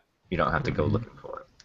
So a couple more. Sorry, Joe. Go. I was going to say even if it's only the tank taking the healing benefit for phase walk, that's still. I mean, if it's the healing gained or the healing done, depending, it still gives you a lot more options as to where you place it. Because right now, if it's not on my healers, if it's a fight where my healers can't really stand in it, it's kind of wasted. And with that extra option of healing gained, there's going to be a lot more options where it'll be good to put it on either us as the tanks or where the group is going to group up or whatever. So, yeah. Yeah, exactly, because we've had boss fights where the DPS and the ranged DPS and the healers are constantly having to move and reposition, but the melee can actually be a little bit more static in their positioning, so leave it on the tanks and the melee. A couple more to mention. Corrupted Barrier. This is where your own personal bubble and your Force Barrier will actually heal while they last. 2% of your per second of your total health. That's kind of cool. Again, third tier. And another third tier is Haunted Dreams. Whirlwind becomes instant cast. And if it breaks early, we'll stun the target for 2 seconds. Insta Whirlwind is back. Indeed. And a lot of PvPers to get less, for sure. Yep. All right, let's just quickly run through the Shadow and Assassin. We sort of already touched on a lot of the main points. Mass Mind Control, which is for if you're in your tank stance, it's your AoE taunt. If you're not, if you're in the other two, it is your detaunt, your drop threat. So that kind of makes sense. Right. They did this to the Guardian earlier, right? Mm-hmm. Yes. And they did this, and so it looks like for all tanks, your AoE, if you're not in a tank stance, is now going to be an aggro dump. Because they did mention that for the Vanguard power tech as well. Yeah. Alright. Yeah, there was a lot of again, a lot of nice things here. Just wondering, what shall I touch on? If you see something you want to call out, just do it. Okay, I got one. The Shadow, the new ability that they get, that replaces the little pebble throw, is frickin' project, but repeated, so it's thump them in the face with these giant objects out of the ground over and over and over again. Yeah, looks rocks just so popping out of the bad. ground. And, yeah, Oh, the animation's awesome. fantastic. Much better than the Imperial side on that one. I mean, I totally appreciate people not liking their lightning, but I'm going to say the series of projects is just wow. Oh, I do have a thought. From what we have seen from these graphical representations of these new abilities that replace existing abilities, I think what they're actually going for here is, because now that they've made it that anybody can look however they want, so a freaking gunslinger can look like a trooper or a bounty hunter or whatever. Now you're going to be able to tell from all these abilities what class you're against, and even what discipline they're in, based off of these very flashy abilities that they're incorporating into the game. Makes Which sense. is cool. It's actually helping to avoid confusion, but still make your character look the way you want to. Right. You can still put the icons for the classes over their heads, but now you'll know which discipline they're in as well. Yep. All right. We'll talk about darkness, the left-hand tanking tree. The overall feel of it will be roughly the same. The force cost of Lacerate is now the same as Thrash. Lacerate is your AoE ability. So at the moment, Lacerate is more expensive. Yeah. So really expensive. so they've changed it so you actually can use it interchangeably with your Nice. AoE or single target, which is nice given that's kind of your force dump. You've got nothing else to do. Thrash and Lacerate apply trauma, which reduces the healing received from all sources by 20% for 6 seconds. That's tank only. That's kind of nice. They have one of those 45-second debuffs, making targets unsteady when they use discharge. 45 seconds of melee and range accuracy reduced by 5%. Very cool. Etc. Yeah, so overall it will feel the same, but that's more or less what they were going for with that. Deception, middle tree, a bit underappreciated at the moment. DPS is a bit lower. They did talk about that. Apparently this DPS will be ops competitive after the 3.0 level set. They are a burst class and will remain so, but their sustained DPS should be better.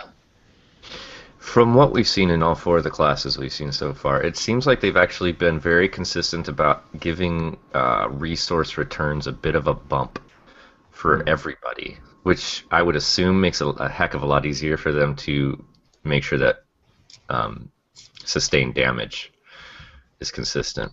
Yeah. Let's see, they have apply the vulnerable debuff, 5% more damage from force attacks. This is again the middle tree, and more will sunder the target. This is the armor reduction by 20% you mentioned earlier. What else? All right hand tree, which is now hatred, no longer madness. Madness assassins have been removed from the game, and for shadows, it's called serenity. I like that actually. That fits better for a consular. It If does. you're calling them a consular, then they should be Serenity. Yep, they are the ones they have a melee version of Leeching Strike, so even though it's not really a shared tree anymore, it is very similar to the Madness Sork, and ditto on the pub side. Saps, again, but these are sort of like melee versions of it all. Right, so it's instant. Yeah, and obviously requires melee range, as you would expect.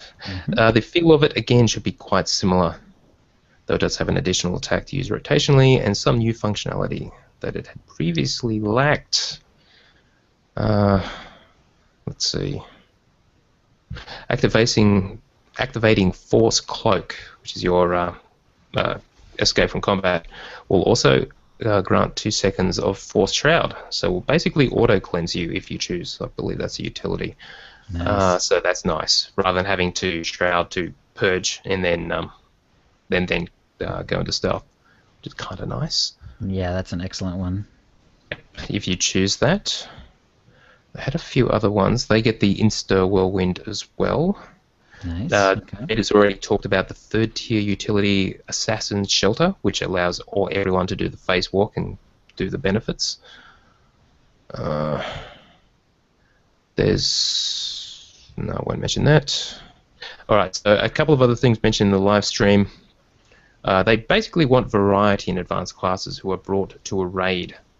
So that's why they're giving all this utility all over the place. So if you're really optimizing and you want all this stuff, you will bring sort of a mix of advanced classes. Not just classes, because it is all the extra buffs and everything and debuffs are advanced class specific, not class specific.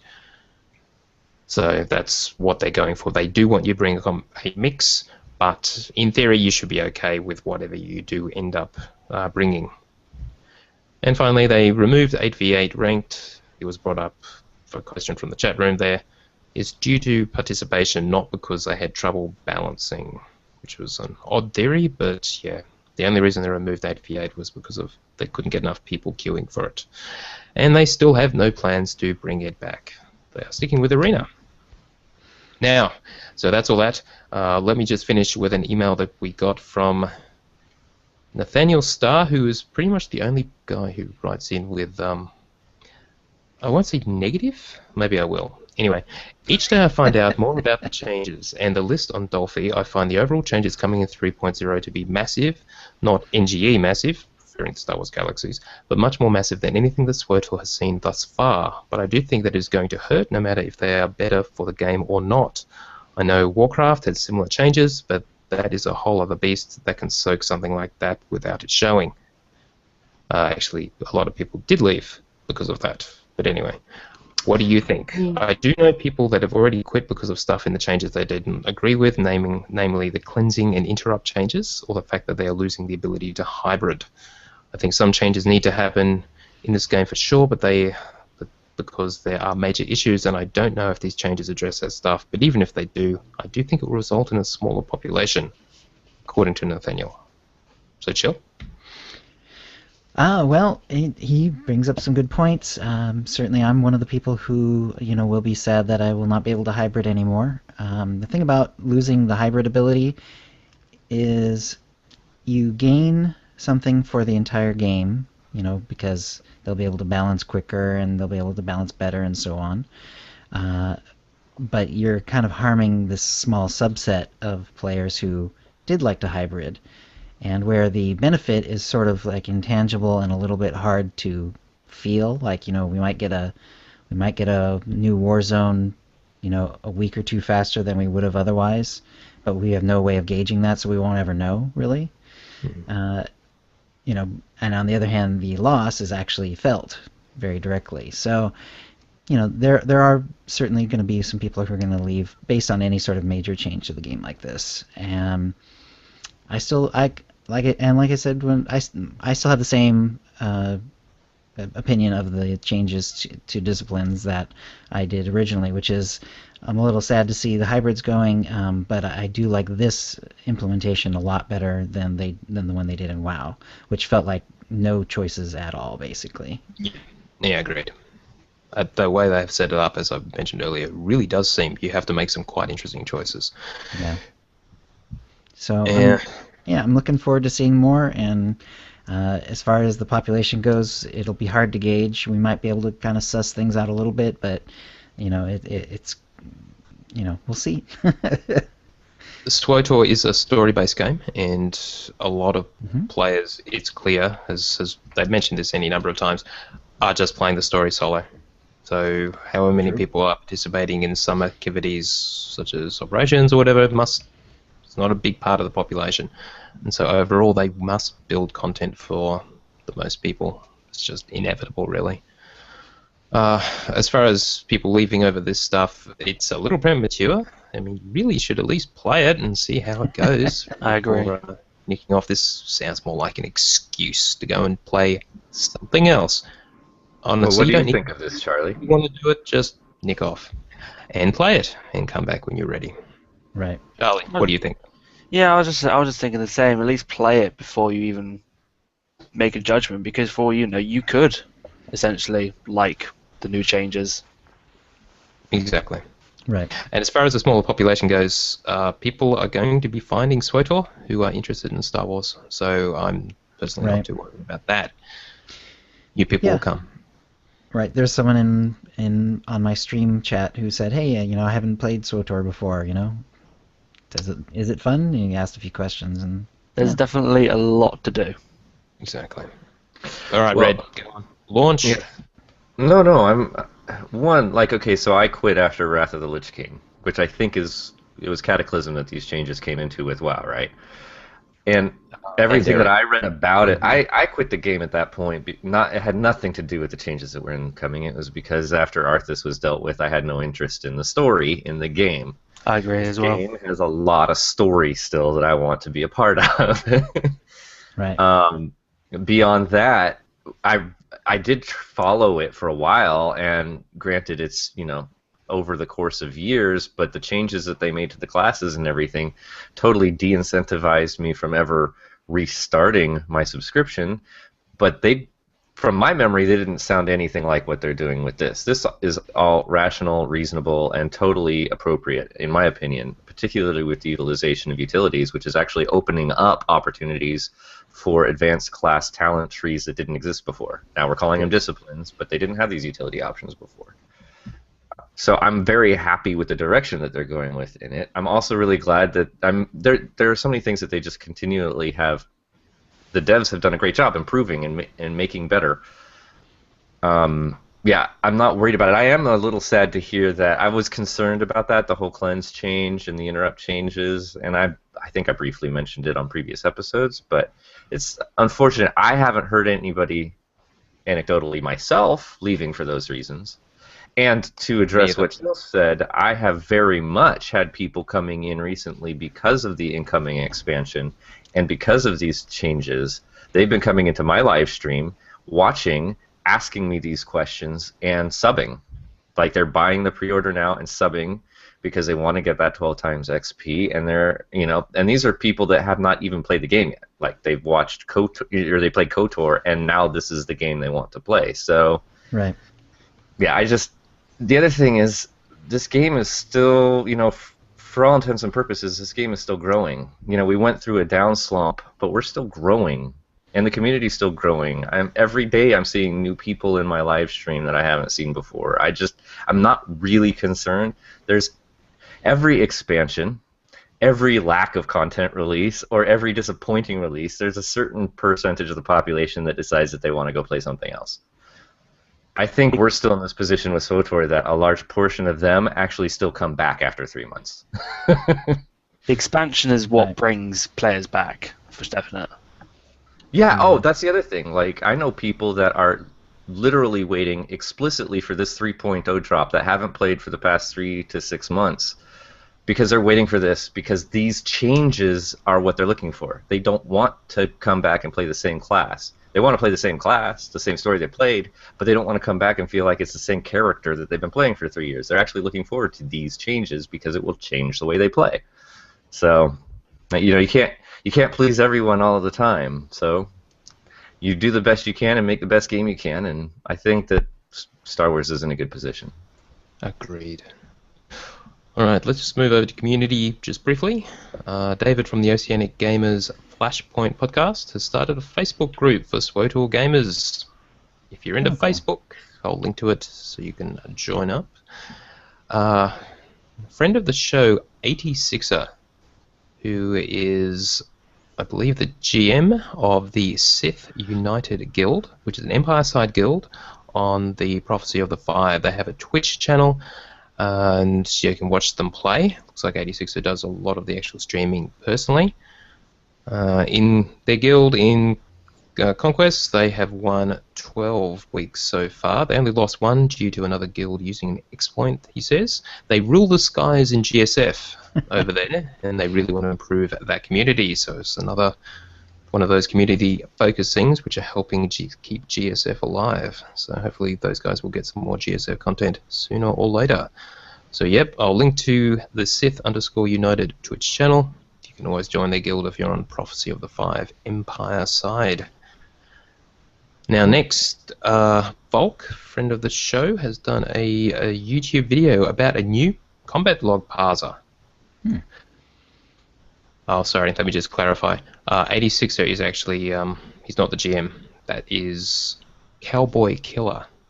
What a great name. So Volk, who has done videos in the past, has done a YouTube video talking about the next-gen, or in his words, is described as a next-gen SWTOR combat log parser called Star Parse. So the interface is similar to what we see in Parsec, but it's aiming to do a lot more. So you can download it now. It is in an alpha state. I would suggest watching Volk's video just to get an impression of it, and he does link to it, and I will as well. So you can actually download it and try it yourself. So it's good to see innovation in this space. Maybe it'll sort of push Parsec, make it even better, though that's still our tool of choice. I know Toolpars is still out there somehow, but they seem to be having ongoing problems. Finally, in community, Kuze, who we really wish had joined us in Vegas. It's a tragedy he did not. Yep. He wrote in and said, the Java Joyride started off a little slow this week, but ended well. He plans on holding another +10 Datacron run this coming Tuesday at the same time. Invites start around 6:30 Central Time, and the event begins at 7 p.m. Central Time. They've got a few stages in place to pull people without having to use a bridge or MGGSs. The only thing you will need is your red and blue crystal. Why the red crystal, you ask? So you can let yourself in the door and down to the first spot for a sage pull. Why the blue crystal? So you can access the door to the Datacrons. Don't be lazy, grab them before next Tuesday. Now, Kuze has included a rant, which is a bit unlike him, but here we go. The way BioWare intended for us to obtain these Datacrons is no longer possible. The main reason is because /stuck no longer returns people to the proper position. It also seems like the timers on the grapple points are a lot less than they used to be. In its current state, you would have to have more people to somewhat use the intended mechanics. And this comes with a whole set of other issues. These are just a few. People that have gotten the Datacrons can no longer enter the puzzle area on their own. On a side note, there are no in-game indicators letting you know that you even have the +10 Datacrons. If someone that needs the Datacrons is activating a panel, they have to be replaced. See previous issue. Relying on everyone to have an MGGS and crystals. Multiplying the platforming deaths by the added number of people required to replace others. God, what a nightmare. Fortunately, like the good little gamers that we are, we find ways around the system. Due to bugs and poor game mechanics, we now utilize Sage Pull, Rescue, to fill in the areas that are lacking. What is really irritating about all this is that BioWare went out of their way to fix the flagship summons to the Datacrons, but can't take the time to fix the main issues with the mechanics in the first place. He loves that BioWare has made these awesome puzzles and Datacron areas, just wish they would keep up the necessary maintenance for them to run smoothly. Thanks for the show and reading his rant. Right. It was rather tricky for us to do the +10 Datacron run. We did get it done, but even using the Sage pulls, it was not easy. So, yeah. For me, it took me and my guild a good few hours. I think we even had to come back another time because there was that bug where the last door you needed to go through just wouldn't open whatsoever. Because I think when you grapple, it should open as soon as you get up there, but it didn't that time. It bugged out on you. So we had to do it all over again at some point. Yeah. So, considering bugs that haven't been addressed, I still haven't gotten, and as far as I hear, they haven't fixed anything to do with all of the achievements for the gambling event. And I did. See, I didn't get affected by that at all. I've still got all my achievements. Yeah, I still only have 2 instead of all of them. Which I haven't is heard any mention of that for a while. Do you think it occurred per server instead of certain people? Because I don't think... Has anyone on the Red Eclipse got them? I don't think anyone has. It might be because... Was it your server tend to crash quite a lot? West Coast. Yeah. Maybe. I don't know. Incredibly infuriating, though. Yeah. I mean, that's hundreds of achievement points I don't have, not to mention like titles and other little things that come along with it. And as it seems like they are actually, without telling us, brilliant on the way. By the way, they're giving us new decorations and things and other aspects of the game other than PvE. if they add something and I still don't have these achievements fixed, I will be tremendously infuriated. Right. Well, let's hope they're maybe doing it with 3.0. You never know. They haven't mentioned that. Anyway, that's the news. Alrighty, well, that'll bring us to the force feedback, where we read out your tweets and emails. And chat room, if you have any questions to ask, Red will be gathering them to ask once we're done with the feedback. Ghost Mirror wrote, "Hi guys, I thought I'd write in and say a big thank you to all hosting the Vegas live show that looked like a lot of fun. Wish I was there. And another thank you to Red for hosting an after show sort of thing. Seeing you all have fun that evening, drinking and the prizes giving away looked great. So congratulations to the people who won. It was very enjoyable to watch. And Tio, I hope you have a wonderful rest of your holiday vacation. And I'm not sure what you Aussies call it." He means, holiday or vacation. Indeed. What do you usually call it? Holidays. Right. Anyways, I thought I would do a little something, so I did a screen capture of when all three of you were on Red's stream. Not too great of a quality, but I thought I'd take one anyway. Did some cropping and resize the image as it was direct from my browser. From one of your regular viewers, Ghost Mirror. There we go. And I look like I'm having a stroke, but it's a pretty good picture overall. Where'd you get those t-shirts you're from? far too harsh on yourself. I mean, I look like the Trump fool that has that ability. It just sort of goes from small from one side up to big. Now, the shirts were actually printed here in Australia. Ari did all the organisation associated with that, and the artwork is by awesome artist Adam Shumpert, guildmate, and he's brilliant. So Does he have a Twitter handle? It's really beautiful. he does. I'll include it that is. in the show notes. I think it is Adam Shumpert, Have you isn't got? it? Is there an He did alternative? the Utini Rage one too, right? Yeah, I was gonna Yes. say, is there one for that? He did. There is. We should do shirts for that as well. The long-term plan is to actually put those on some site if we can find one of sufficient quality, or sell the shirts or something, because they are pretty cool. Mm-hmm. All right. Mark Natras wrote, "Do you know any way to prevent the big green message from popping on your screen when a crew skill is complete, besides disabling system messages in the interface editor? It really messes with recording my class story videos." And yeah. You apparently responded, Shell. Right. You didn't? No, that wasn't me. That message doesn't look familiar. Maybe it was me. Oh, It God. is accurate. It's not me, but it's About accurate. right. Yeah. Someone Right. wrote it. Someone responded. Alt-Z hides all the on-screen UI, including that message, so you may give that a try. I don't know if it will interfere with the dialogue wheel being activated, though. Interesting. You know, what you could easily do is actually create a UI interface and save it under recording mode or something like that, and just there's an enable box for every single one of the UI elements. You could just disable every single one of them, and then whenever you're going to record a conversation sequence or whatever, you just switch to that one. It's clean and ready for the presentation the way you want it. That's pretty clever. Yeah. I like it.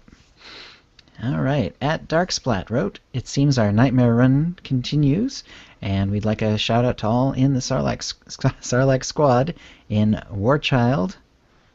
What is that? Grobthok. Grobthok down.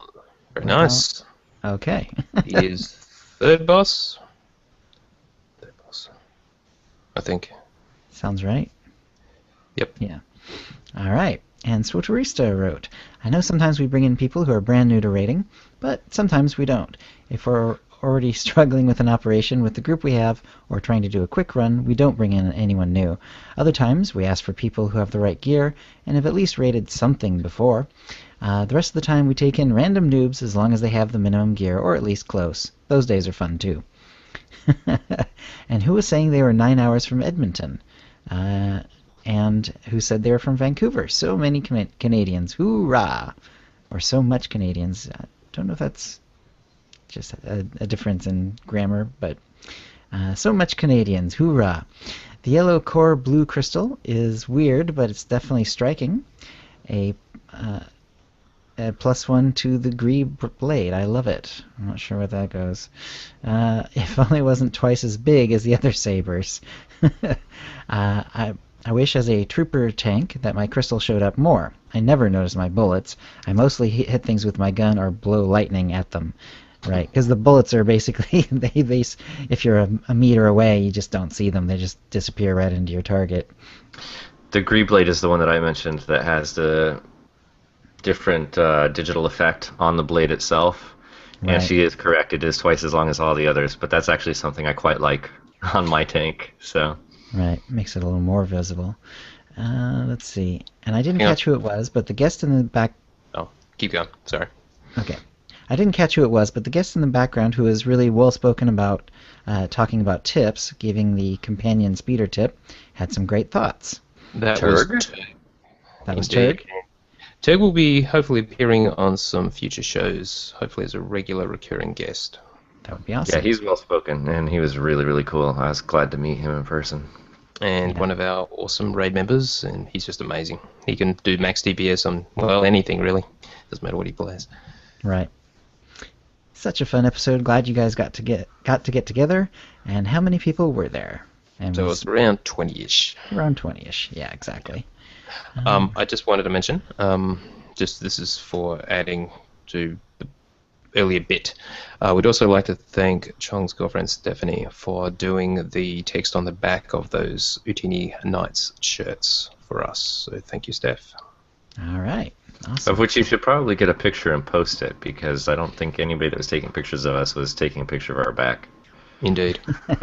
Our back sides are not nearly as attractive as our fronts, and our fronts aren't that great either. All right. Orion's belt. Maybe that's Orion's belt, but For whatever. sure. Yep. Orion's belt. We'll pretend. Probably Orion was taken. Orion's belt wrote, "Hope you guys and gals enjoyed your Utini Cantina today down in Vegas. I've been listening to your podcast since I started playing for 2 years now on the Jedi Covenant server. I'm a subscriber since I started, and I do mostly solo content, or with my 2 sons who have multiple 55s. Currently I have 7 55s, and I'm working on my 8th during the 12 times experience." Very nice. I'm trying to get one of each class to learn their mechanics, as well as their storylines. I've never joined a guild because I feel I cannot contribute enough since my playtime schedule is so random. I will do random group flashpoints, but have never done an operation. So the way SWTOR is designed is great for people like me. Would I ever like to get involved with guild or operations or conquests? Probably, but for now I love it. And Redna, you have a lot of good comments about why to solo an MMO. About why solo... reread that. Redna, you have a lot of good comments about why solo an MMO, but there are those of us out there that can't make the time to group. Fair enough, I suppose? Yeah. And I think the one thing that I just did not articulate well at all here or other places, it's not the fact that I don't think that soloing the game is certainly worth it, and there's tons of content, and I mean the story itself, especially, like, I really like this opportunity where you can complete the story without having to go into the operation, but it's in a different manner, is really cool. I just don't want, like, you should design the game for the highest denominator, and there's always going to be excellent, phenomenal solo content. I just don't know that I want them to be allocating development resources away from operations and flashpoints and PvP and GSF and all this other content for a group that doesn't want to play the game the way that it's being designed. But, that being said, I'm actually excited to see how they implement the things that they already are doing, and it looks like they are taking care of a lot of this, so I think a lot of the solo players will be quite happy with what's coming. The only problem I think solo players are going to have, I think the only example is Oricon, because you can't complete Oricon unless you do the Dread Palace and Dread Fortress, which is the only downside.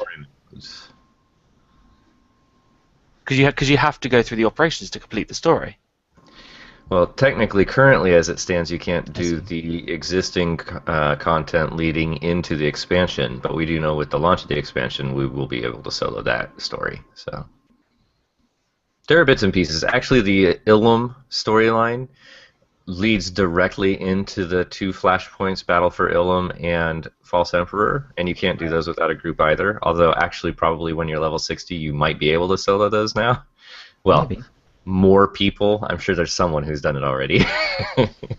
Aren't they 50 to 55? Because I've been able to solo quite a few hard mode 50s to 55s, or was it just a 55 flashpoint in hard mode? It's a 50, you're right. And actually, you could probably do the story mode. I haven't even tried story mode solo, but you probably could do that pretty easily. So, eventually you out-level it so that you can do that content solo. If you have a good companion healer that is properly geared up, you probably could solo it. Trick. Let's do EVZ's Exactly. email. All right. EVZ writes, first I have to disagree that an MMO equals group play. I do not believe anywhere in the definition of an MMO it states that you have to play in group. Doesn't say so you have to, but one of the M's does stand for multiplayer. But no, it doesn't say that you have to. And in fact, it could just mean that it's just multiple people on the same game. Alone Right. together. Yes. Right, and because it's very story-driven, I mean, SWTOR is one of the best games to solo, because Yeah. it's a lot more interesting It is pre-existing.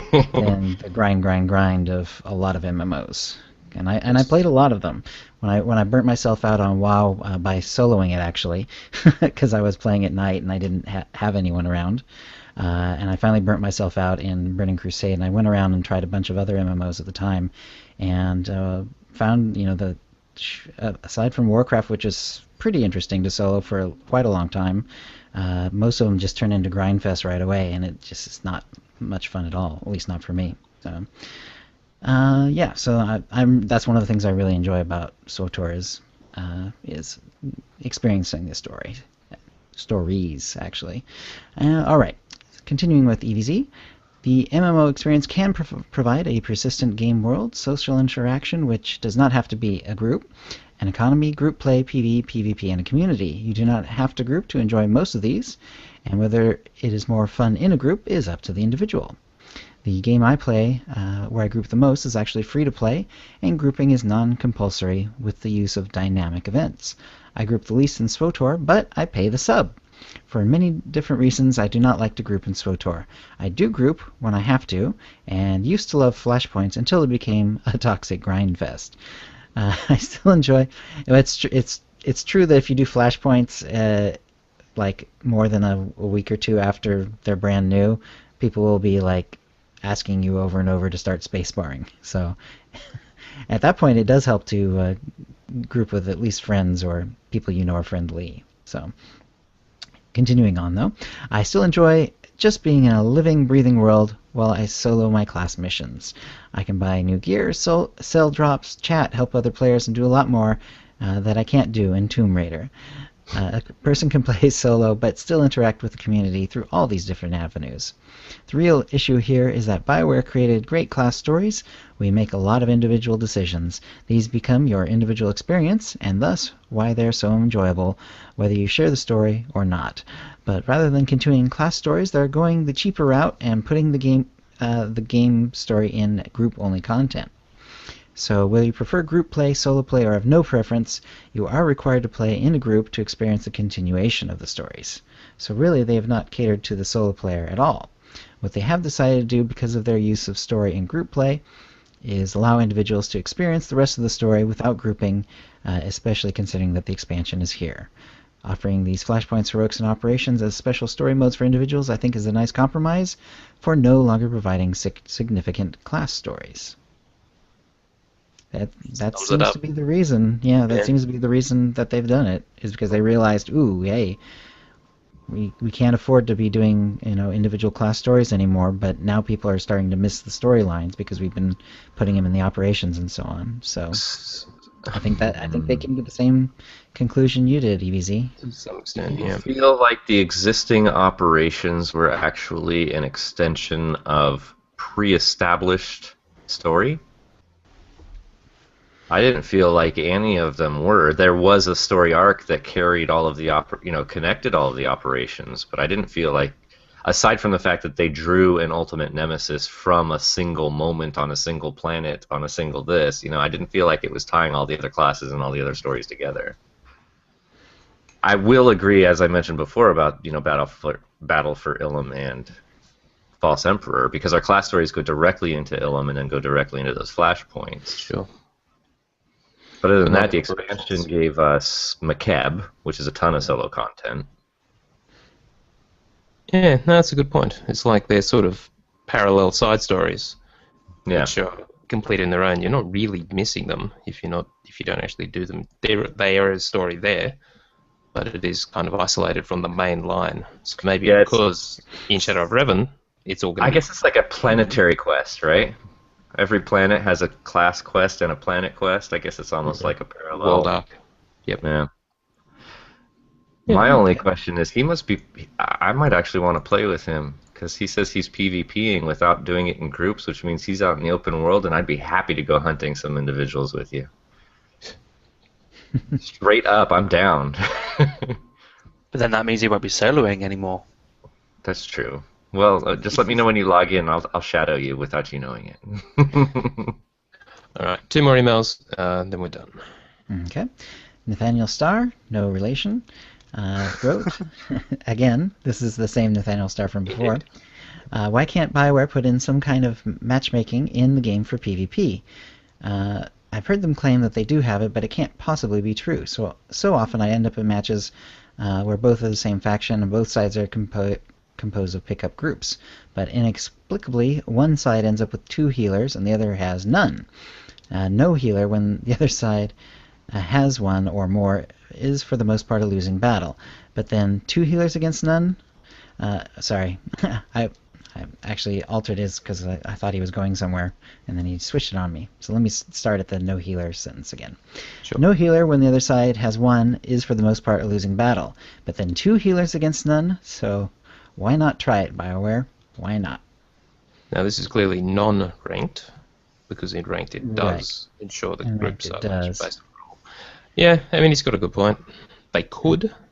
I've never heard them claim that they have it. Indeed. So, but he's right. Why not? Why not? It would be nice, and should be if anything, by getting rid of hybrids, it should be easier than ever to figure out whether someone's actually healing or actually DPSing or actually tanking. Indeed. Because I know that there was quite a bit of sort of hybridization sneakiness around. I show up as DPS, but I have awful lot of tankiness. That was especially or healerness, for that matter. Yep. Right. Okay. I think, honestly, and this will be my controversial statement of the night, BioWare should step up and speak their mind, and rather than upsetting the PvP community with this persistent neglect or poor implementation of material and all this and the other, they should simply step up and say, listen, it's not a priority, it's not important, you will get material occasionally, we will grow what's available to the PvP community, but it's clearly not the priority. They should make that clear so that people aren't constantly disappointed. They should just simply say, we aren't concerned with this. Let's move on and focus on what we are concerned with as a development team and a community team. But surely if you're going to release an expansion, you should probably really expand all of your content in the beginning release. No, it's not. Well, whatever. As long as they do it at some point. And what Red says, it's sort of true in that they may not be focused on it 100%. It's just one of their priorities, and they're doing a whole lot of things. Right, and they've added GSF now, and they've added Conquest now, and there's all this other diverse material, and at some point they should say, heck, you could even go so far as to say, hey, we're not actually that upset that we only put out X amount of operations last year. You'd say, we have so many diverse aspects of this game, and it is a very diverse MMO compared to many MMOs now, with all this quite definite content that's involved in it, that they have to say, listen, no one is going to get the frequency of their own individual playstyle content that they're going to like, because we've got the solo players, we've got the group players for operations and flashpoints, we've got the group players for PvP, we've got the group players for GSF, we've got the guild players for conquests. We've got storylines. We've got this, that, and the other. And at some point, you should just say, "Listen, expect a slower cadence for the aspect that you want. It'll come, but calm down." The thing is, they've got to be very careful, because do you remember when they did that patch just dedicated to PvP, and I say everybody, many people complained about it. You know, oh, where's the solo content? Even though they had so much solo content in previous patches. Just from that one patch, which was just dedicated to PvP, people You're complained. talking about the one that was going to make all the PvPers happy, and then when it launched, it killed 8v8? Because I let's think that was one. not talk about that. Yeah, that was the patch that killed PvP. But if you know what I mean, people were complaining to begin with. Oh, well, this is just PvP one. Why are you doing this? And so they got to be a bit careful with it, so that they are still making the community happy, but not penalizing one at a time. All right. Let's see. The final email from Michael. Let's just say Kiriakou? Grigori. Kirikau. Kirikau? We'll call that. Also known as Grigori, Jedi Knight Guardian, on the Tomb of Freedom Nad server. A follow-up on my previous tip regarding the Bounty Hunter icon that appears near your character portrait during Bounty Hunter Week. Here's a screenshot of it. While you are on the fleet, it disappears. And there it is. I'll include that in show notes. I've never seen that before. Wow. And just a final word, there is a post. This was created by Ari, who selected a bunch of pictures taken by myself and Chill, Ferris Terran, and she took some too from the cantina. So there's all kinds of pictures there, and the pictures from our visit to Bioware. There weren't many of those, and so that's all on OotiniCast.com, and I will include the link in this post for the show. Very cool. And Red, were there any questions from the chat room? Beware2 wanted to know, just out of curiosity, how many of your guildies, and I'm going to assume he's talking to you because I don't know my guildies that well. How many of your guildies and Utini Knights... Oh, and he says it. Okay, yeah. I'll start over. Just out of curiosity, how many of your guildies and Utini Knights are re-rolling when Shadow of Revan hits? Okay. If you mean... Well, you know... We already have the characters, so technically it's not quite re-rolling, but as far as changing our mains, it looks like a lot of us in our operations guild are changing. We just had an email going back and forth about that this week, and it does seem like just about everyone wants to try a different class this time around, and over half of them going to a different role as well. So, yeah. So Excellent. It's a bit hard to say. It's a common thing. Yeah, absolutely. Yes, absolutely. 12 XP has just made it that much easier to give yourself a new 55, and exactly. And now that we've got all these new 55s, let's do something with them. Exactly. There's just one problem with the 12 times XP. Once it ends, people are going to be a bit disappointed that they're going to have to be doing side missions again. Yeah. And having to grind Kuyot drive yards or whatever they do to gain levels. Right. Well, who knows? That's the one thing I'm going to miss. You never know. It did seem like hardly anyone, at least in our operations group, changed for Rise of the Hutt Cartel. So I think this was sort of the expansion where everyone has played long enough on the same character that they just decided, you know, it's time for me to make a change and do something different. And the 12 times experience just kind of gave them an easy way to go ahead and do that. Exactly. Every experience, well, essentially, since alting is so easy because the low leveling experience is so pleasant, even without the 12 times XP, I like to change each expansion just to diversify, play different stuff. But anyway, Steve Mario did want to let you know, Chill, for your live streams. You should not be clicking on any links that are posted into the chat room, and I can I can testify to this as well. Okay. There is an individual that has been jumping through all of the SWTOR chat rooms and putting in a link and saying, "Hey, will you check out this talent tree for me? What do you think of it?"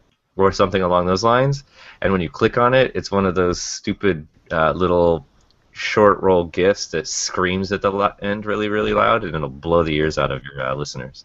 I see. Okay. He also did, I think I might have even turned off links in my chat, but I can't remember. and I did too, but what happens is that you still see them. I see. No one else in your chat room will, but if you click on it, it's on your computer, and your audio goes to them. Yes, of course. Okay. Well, So- thank you for the heads up. Appreciate it. All right. And Steve Mario did want to ask also, Tio, how much do you lift? I don't remember. I do, but haven't checked for a while. See, you could just throw a number at us, and we'd all say, "Oh, that must be kilograms or stone or something." I don't know what that is in America.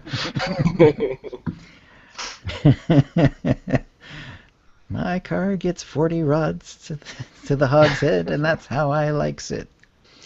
Yeah. It's an old Simpsons reference.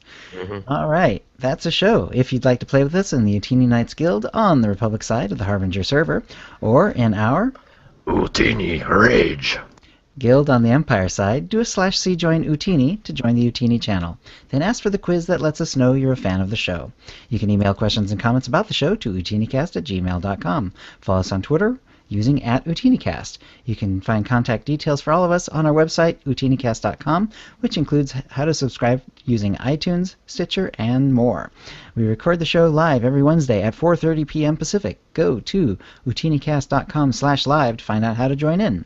Our theme song is from Mevio's Music Alley. Check it out at music.mevio.com. That's MEVIO.